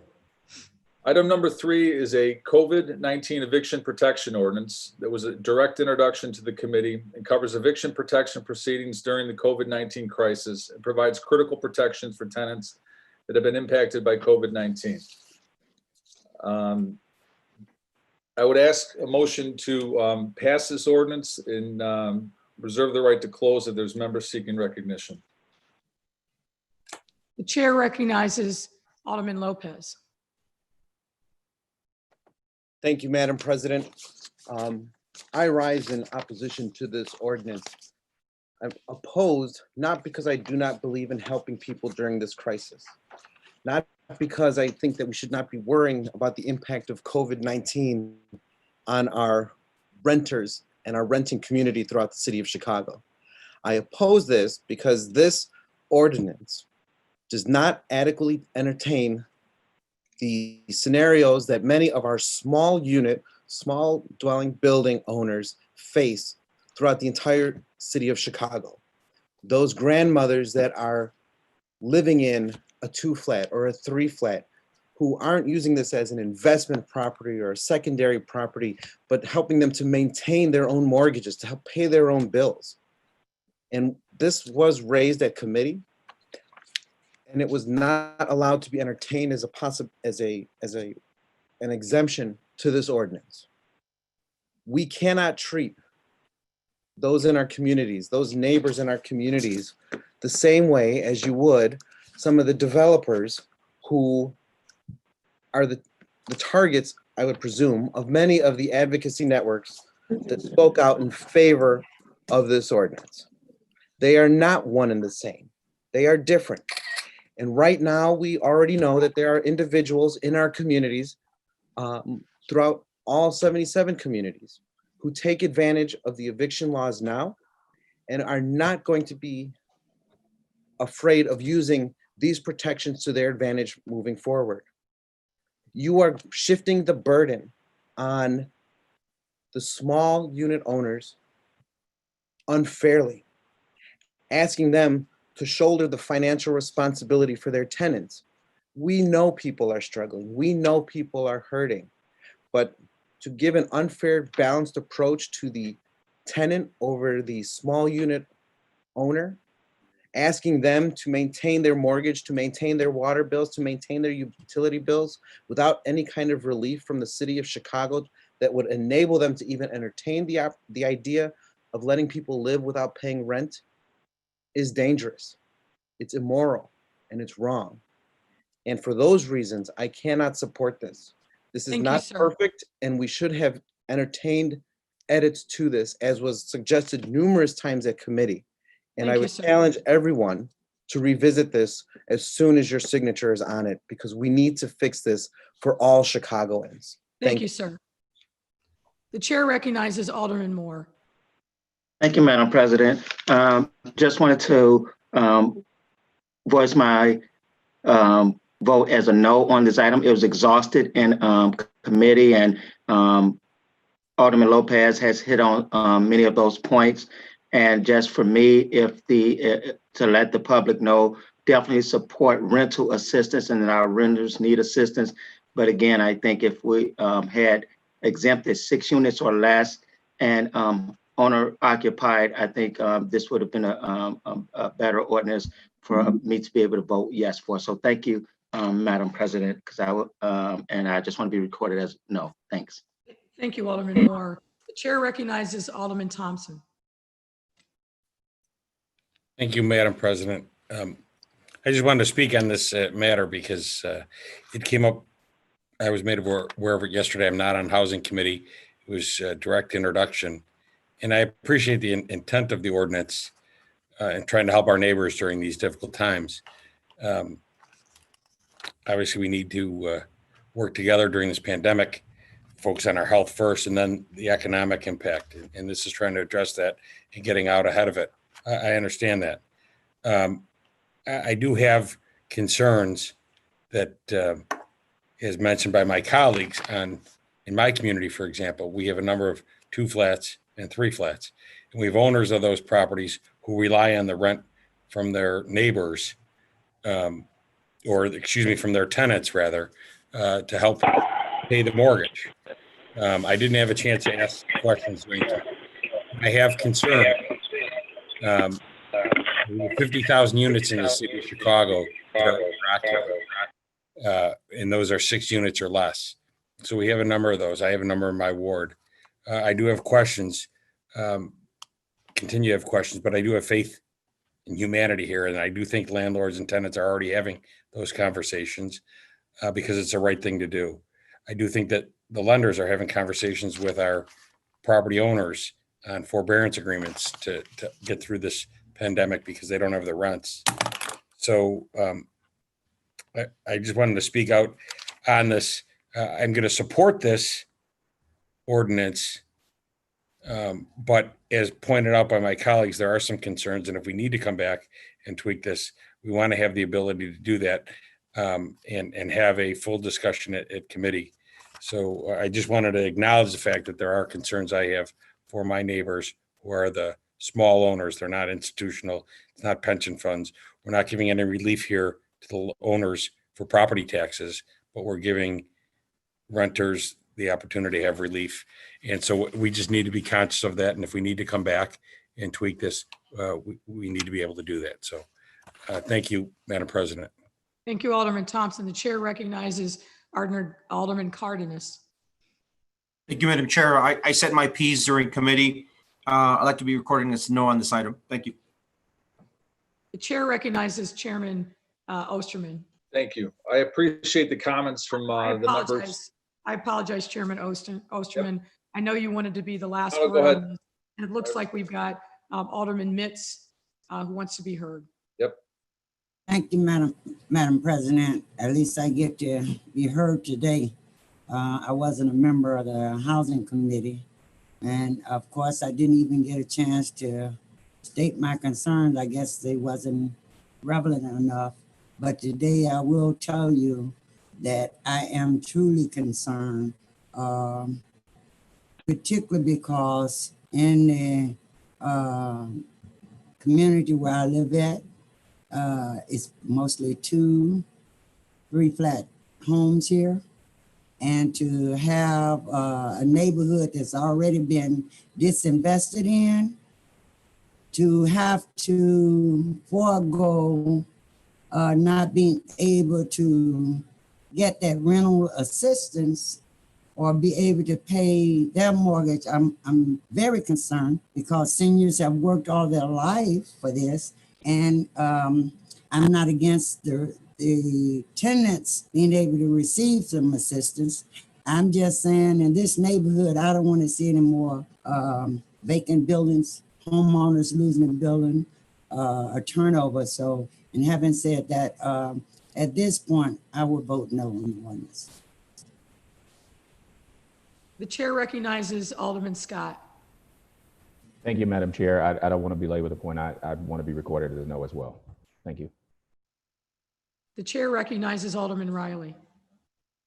Thank you, Madam President. I'd like to be recorded as voting no on this item as well. Chair recognizes Alderman Beal. I too, Madam President, would like to be recorded as no on this item. Thank you, sir. The chair recognizes Alderman Irvin. Thank you, Madam President. I want to echo the comments of Alderman Emma Mitz as we in the communities of Austin, Garfield Park are predominantly 2 and 3 flat owner occupied units. And I also too would be recorded as a no on this. Thank you. Thank you. The chair recognizes Alderman Cardona. Thank you, Madam Chair. I want to be recorded as a no as well, echoing my fellow colleagues.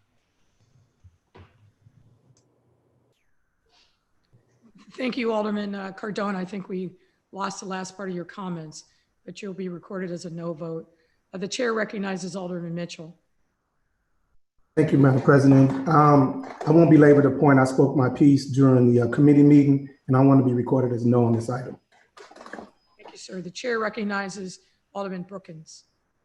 Thank you, Madam President. Can you record me as no also, please? Yes, sir. Thank you. The chair again recognizes Alderman Lopez.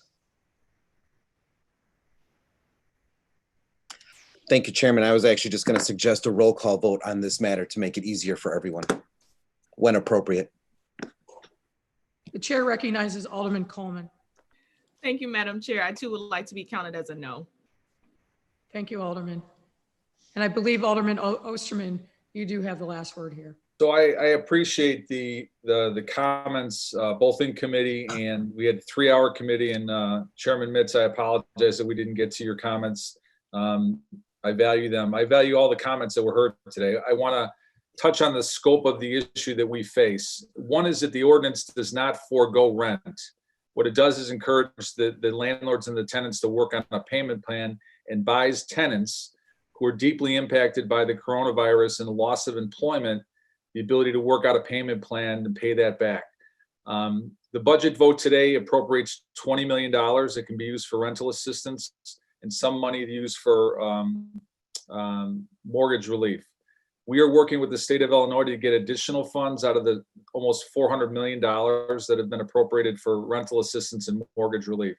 This is a stopgap measure to help keep people in their homes during a pandemic and to try to stabilize our housing stock. So I respect all the comments today, specifically about the small landlords and how this impacts them. And myself and the Department of Housing are going to have conversations about that. But timing is of the issue with this ordinance. There's a moratorium in place by the governor of the state of Illinois that, when lifted, could lead to a mass rush of evictions. And that is what we are trying to prevent across the city of Chicago, tenants in all the communities, but mostly on the south and west side, where there has been a significant impact on health, but also on the economics of COVID. So I would ask for all of you to support this ordinance. You have my commitment to work with you in your communities, with your landlords, to make sure that we're stabilizing the housing stock. But this is an emergency measure that we're taking just during this crisis to help make sure people can stay in their homes safely. And I ask for an aye vote. As I understand it, the following aldermen are voting no. Roll call, please. Let me just finish the point, please. Lopez, Moore, Scott, Riley, Beal, Irvin, Cardona, Mitchell, Brookins, Lopez, Coleman, and Cardenas, and Mitz. Are there any other aldermen that wish to be recorded as a no vote? Madam President, I ask for a roll call vote on this item. Madam Clerk, please call the roll. Thank you. Alderman Lispada. Aye. Alderman Hopkins. Aye. Alderman Dowell. Aye. Alderman King. Alderman King. Aye. Alderman Hairston. Aye. Alderman Sawyer. Aye. Alderman Mitchell. No. Alderman Harris. Aye. Alderman Beal. No. Alderman Sidlowski Garza. Aye. Alderman Thompson. Aye. Alderman Cardenas. No. Alderman Quinn. Aye. Alderman Burke. Alderman Burke. Aye. Alderman Lopez. No. Alderman Coleman. No. Alderman Moore. No. Alderman Curtis. Aye. Alderman O'Shea. Aye. Alderman Taylor. Aye. Alderman Brookins. No. Alderman Rodriguez. Aye. Alderman Tavares. Aye. Alderman Scott. No. Alderman Cicho Lopez. Aye. Alderman Maldonado. Aye. Alderman Burnett. Aye. Alderman Irvin. No. Alderman Telefiero. Aye. Alderman Arboyes. Aye. Alderman Cardona. No. Alderman Wagisbeck. Aye. Alderman Rodriguez Sanchez. Aye. Alderman Austin. Alderman Ramirez Rosa. Aye. Alderman Villegas. Aye. Alderman Mitz. No. Alderman Spizzato. Yes. Alderman Nugent. Yes. Alderman Vasquez.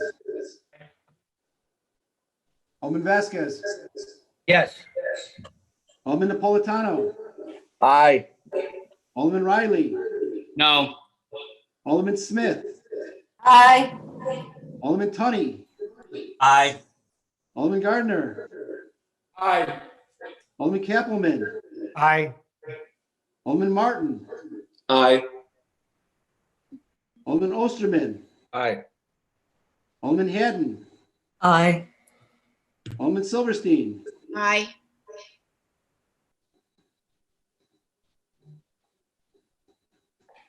Your Honor, we have 37 ayes and 12 nays. Motion. Alderman Thompson President. on the motion for Madam reconsideration. President, that concludes my, go ahead. One moment, sir. Alderman Thompson on the motion for reconsideration. Thank you, Madam President. I motion reconsider that last vote. All those in favor of the motion for reconsideration signify by saying aye. Aye.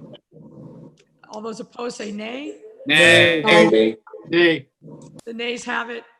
The motion carries. I'm sorry, the motion fails. Alderman Osterman. Madam President, that concludes my report. Thank you. The chair recognizes Alderman Villegas. Madam President, during my report, one of my colleagues posed a question and you did not rule on the order. So I wanted to make sure that for the record, I want to read the move passage of the item 4 by favorable roll call vote of the Committee on Budget and Government Operations and the associated unsuccessful motion to reconsider. Hearing no objection, so ordered. The next committee, Committee on License and Consumer Protection, Alderman Mitz. Thank you. Madam President and members of the City Council, I'm reporting for the Committee on License and Consumer Protection. We held a virtual meeting on June 8th, 2020 to consider the following ordinance. 02020-2890 was an ordinance temporarily permitting delivery and carry out sales of alcohol cocktails by current liquor licensees. Item number 02020-2236 was an ordinance prohibiting various cannabis-related establishments in a designated precincts in the 13th Ward. 2 ordinances regarding moratoriums in various wards, the 26th and the 50th Ward. These recommendations were concurred in by a voice vote of the members of the License Committee on June 8th, 2020. Madam President, I move that the City Council concur in the recommendation of the License Committee by the same roll call as item number 1 of the Committee on Budget and Government Operation and the associated unsuccessful motion to reconsider. Hearing no objection, so ordered. That concludes my report for the Committee on License, Madam President. Thank you, Chairman Mitz. The Committee on Pedestrian and Traffic Safety, Chairman Burnett. Thank you, Madam Chairman. Reporting for your Committee on Pedestrian and Traffic Safety, for which a meeting was held on Thursday, June 11, 2020. Before the committee, there were 122 items. There were 122 routine items that passed and 0 routine items that did not pass. If there's no objection, I move for the passage of these ordinances in the omnibus. That concludes my report. Thank you, Madam President. Hearing no objection, so ordered.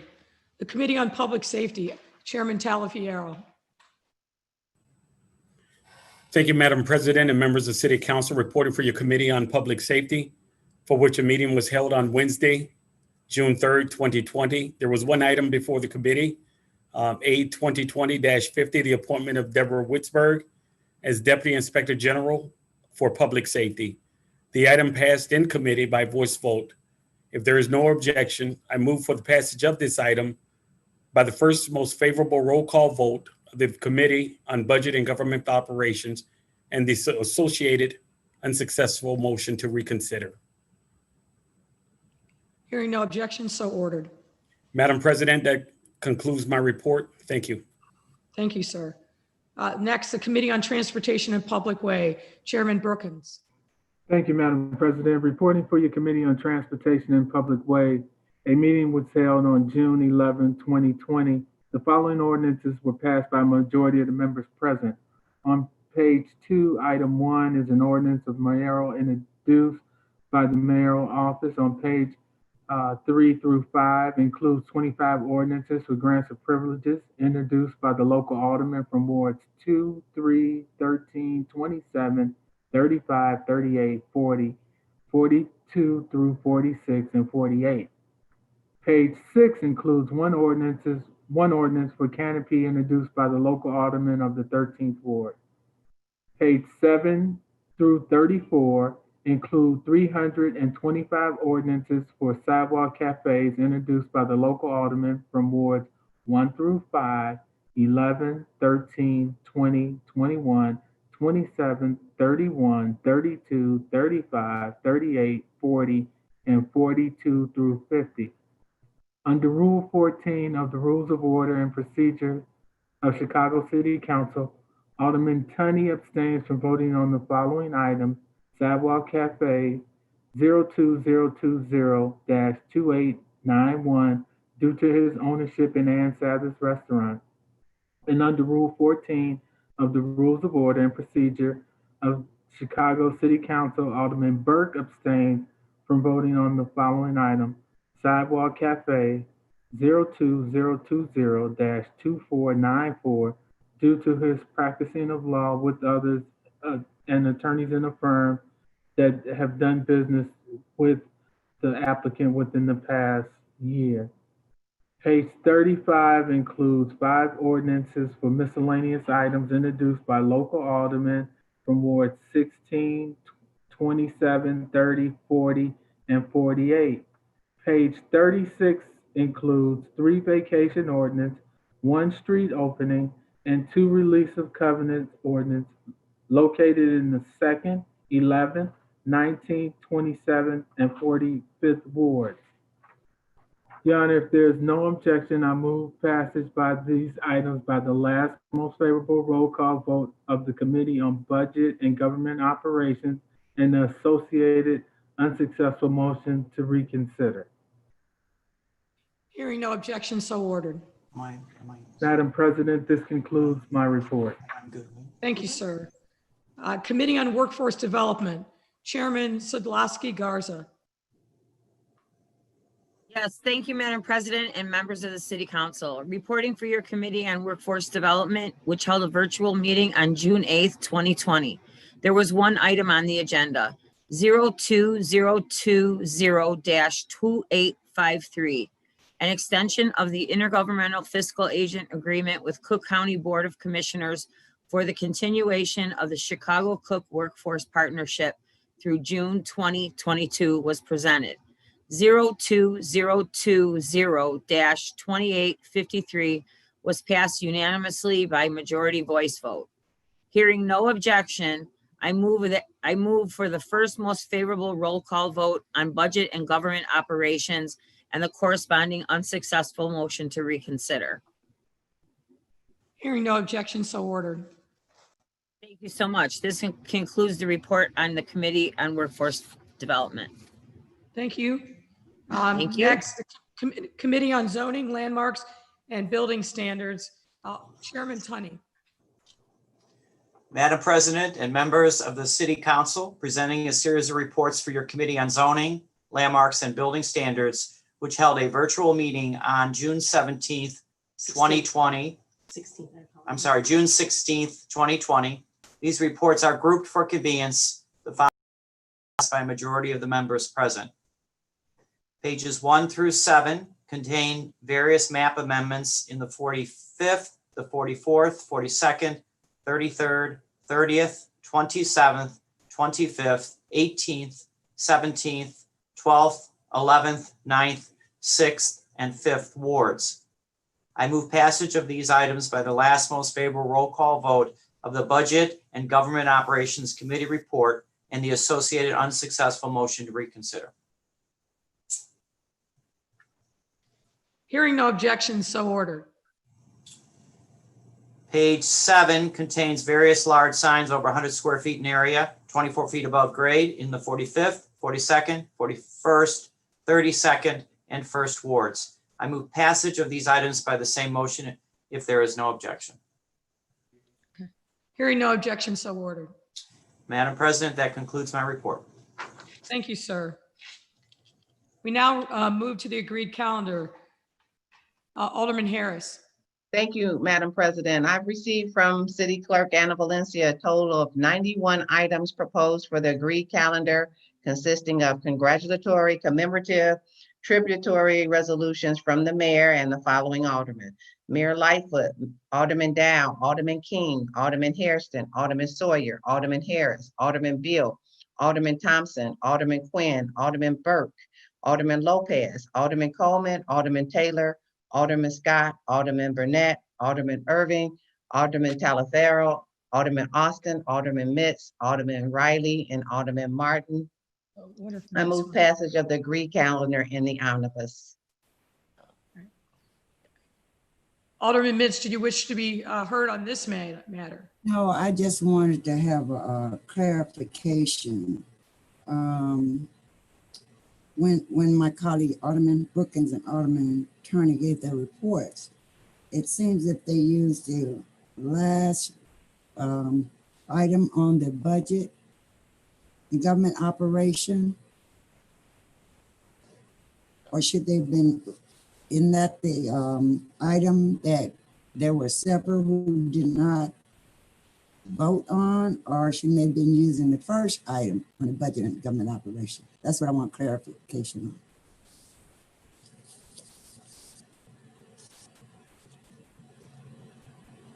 I think it's, I think. What was the last most favorable? Alderman Mitts, I believe that they both properly stated, as you recall, we had multiple votes and they asked for passage by the most recent favorable, which referred, I think, properly to the Budget Committee motion. So I think we're on sound footing there. But thank you for your question. Thank you. Okay. Madam Alderman President, Harris, back to you.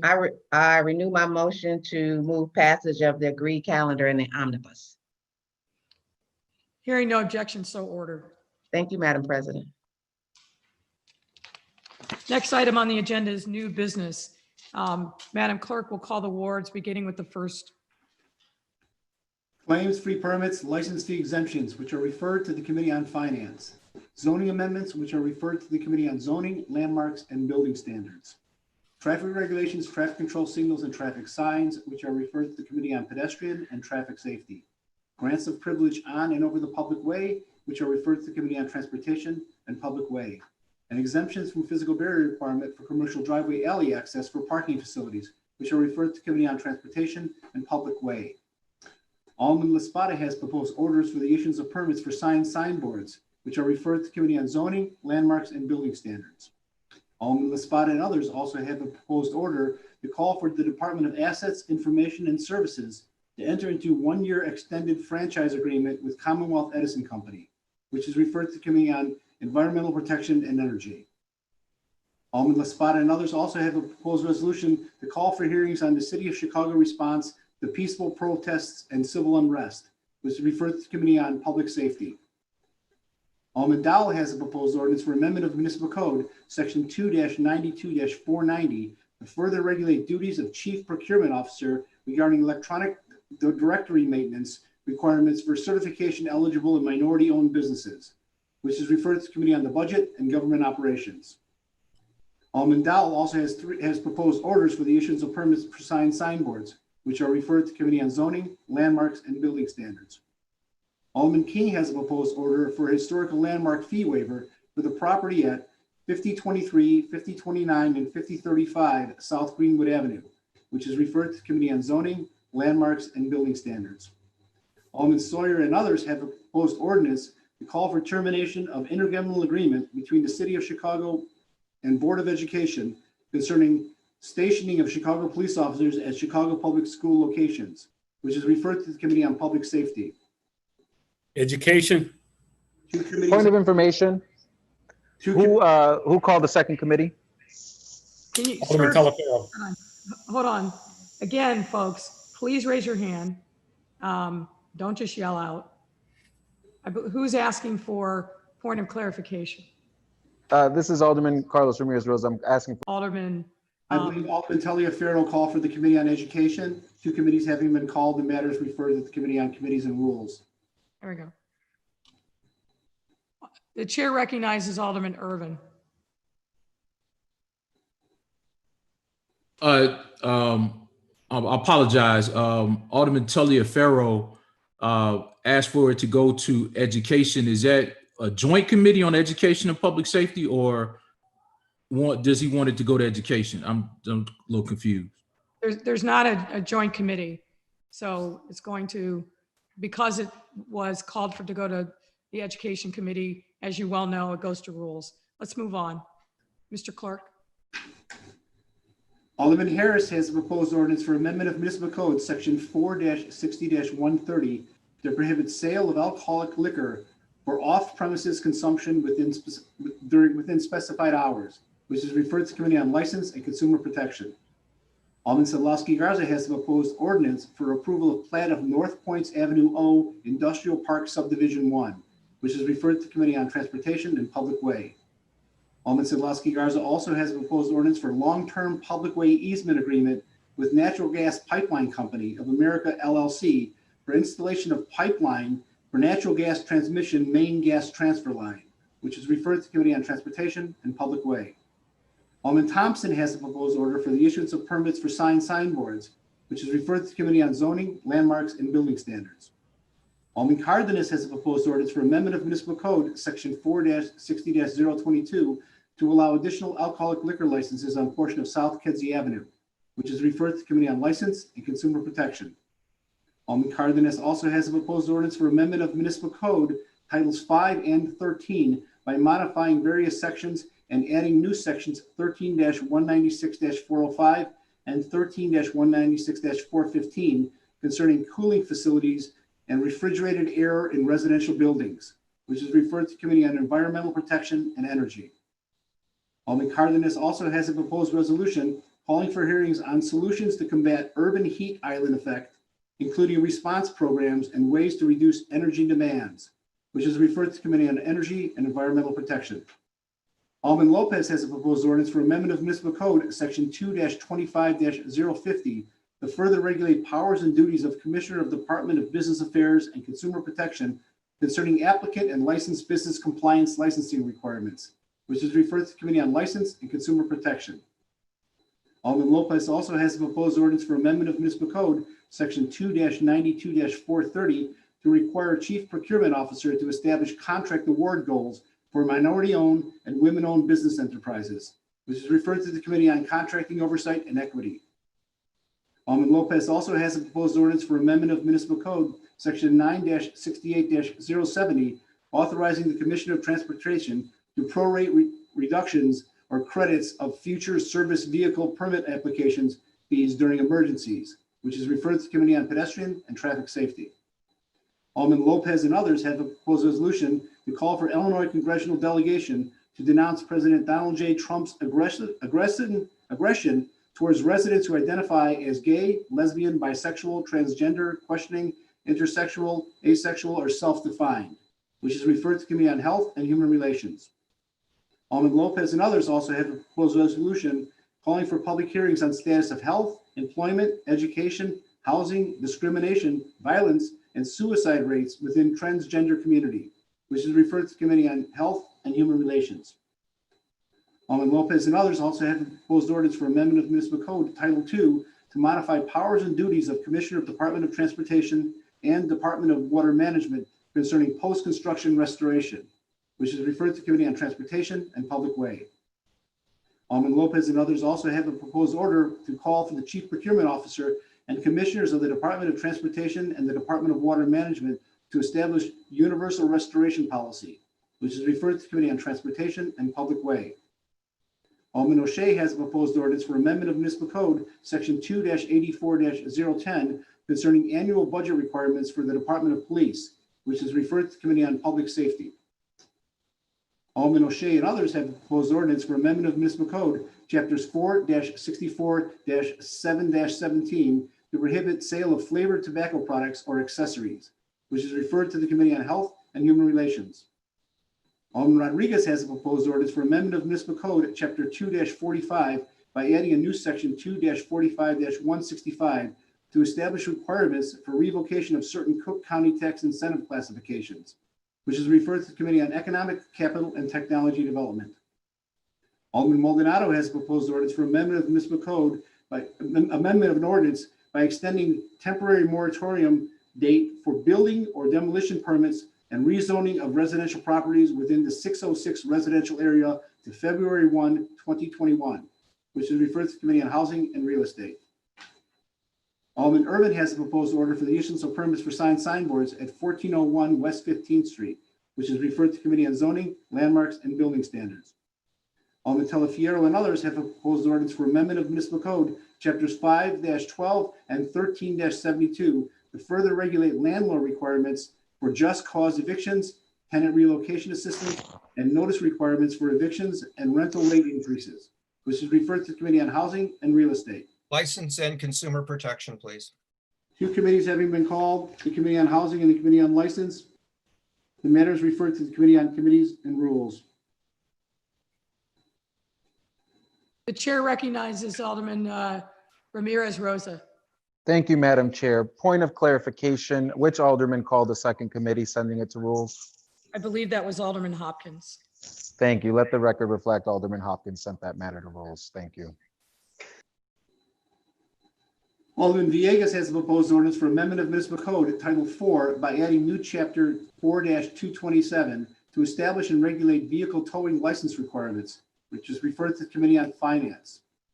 Alderman Mitz has a proposed resolution to call for the Superintendent of Police to report on department progress towards compliance with State of Illinois and City of Chicago Federal Consent Decree and plans to ensure all officers engage in constitutional and effective policing, which is referred to the Committee on Public Safety.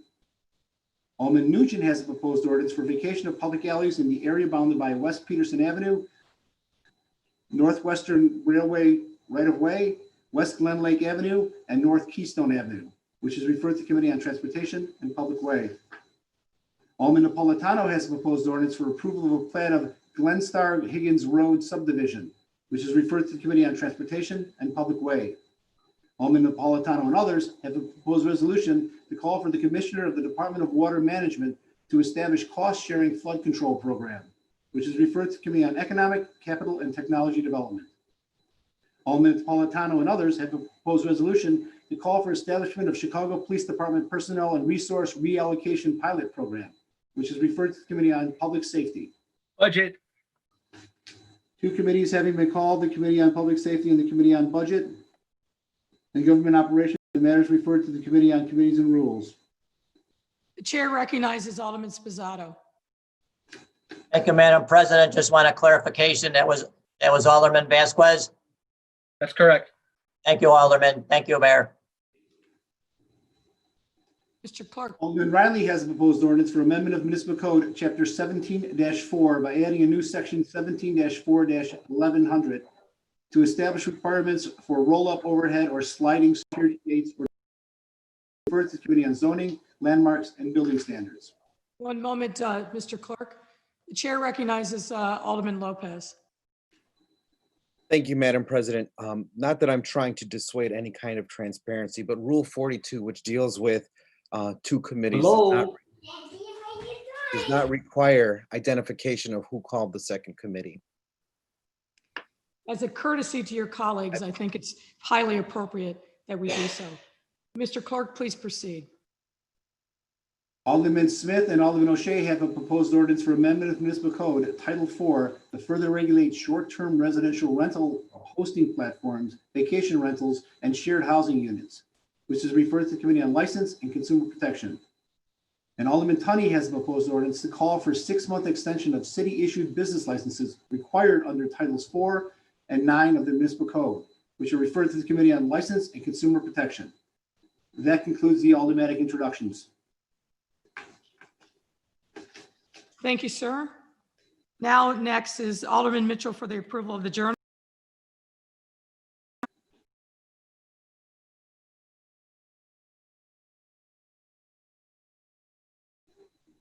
I think you're still muted. Here you go. All right, Madam President, I'm not aware of any corrections to the journal. Move that it be approved by the same roll call vote as was applied to determine quorum. Hearing no objections, so ordered. The motion is carried. Next is unfinished business. Alderman Mitchell. Madam President, I'm not aware of any unfinished business. Next is miscellaneous business. Alderman Mitchell. Not aware of any miscellaneous business. The date and time of the next meeting. I provided an ordinance to the clerk setting a date and time for the next meeting of the City Council for Wednesday, July 22nd, 2020 at 10 a.m. Mr. Clerk, please read the ordinance. Be ordained by the City Council of the City of Chicago, Section 1. Because an in-person meeting is not practical or prudent due to COVID-19, the next regular meeting of the City Council, in accordance with applicable law, shall be conducted by video conference on Wednesday, July 22nd, 2020, beginning at 10 o'clock a.m., and shall provide for remote participation and remote viewing by members of the public. If prior to then, the Commissioner of Health issues a written document determination that the City Council can safely proceed with an in-person meeting, the meeting will be held at a location to be determined that can safely accommodate the City Council meeting. Any such written determination will be posted on the City Clerk's website along with an amended meeting agenda, which will include a fixed location by 10 o'clock a.m. on Monday, July 20th, 2020. Section 2, this ordinance shall take effect and be enforced from and after its passage. Madam President, I move passage in the omnibus. Hearing no objection, so ordered. And I should add that it's certainly my hope that by the time of the next City Council meeting, that we will actually be meeting in person, and we will confer with a committee chair on that matter. Amen. Roll call on the omnibus. Will the alderman please make sure that their microphones are muted? Clerk calls the roll. Mr. Clerk. Alderman Laspada. Aye. Alderman Hopkins. Aye. Alderman Dowell. Aye. Alderman King. Aye. Alderman Hairston. Aye. Alderman Sawyer. Aye. Alderman Mitchell. Aye. Alderman Harris. Aye. Alderman Beal. Yep. Alderman Sadlowski Garza. Aye. Alderman Thompson. Aye. Aye, I didn't hear. Aye. It's hard to hear. I don't know what's going on. Alderman Quinn. Aye. Alderman Burke. Aye. Alderman Lopez. Aye. Alderman Coleman. Aye. Alderman Moore. Aye. Alderman Curtis. Aye. Alderman O'Shea. Aye. Alderman Taylor. Aye. Alderman Brookins. Aye. Alderman Rodriguez. Aye. Alderman Tavares. Aye. Alderman Scott. Aye. Alderman Cicho Lopez. Alderman Cicho Lopez. Aye. Alderman Maldonado. Aye. Alderman Burnett. Aye. Alderman Irvin. Aye. Alderman Telefiero. Aye. Alderman Raboyes. Aye. Alderman Wagisback. Aye. Alderman Rodriguez Sanchez. Aye. Alderman Austin. Alderman Ramirez Rosa. Aye. Alderman Villegas. Aye. Alderman Mitz. Aye. Alderman Spizzato. Yes. Alderman Nugent. Yes. Alderman Vasquez. Aye. Alderman Napolitano. Aye. Alderman Riley. Aye. Alderman Smith. Alderman Smith. Alderman Tunney. Aye. Alderman Gardner. Aye. Alderman Kappelman. Alderman Kappelman. Alderman Martin. Aye. Alderman Osterman. Aye. Alderman Haddon. Aye. Alderman Silverstein. Aye. Alderman Smith. Alderman Kappelman.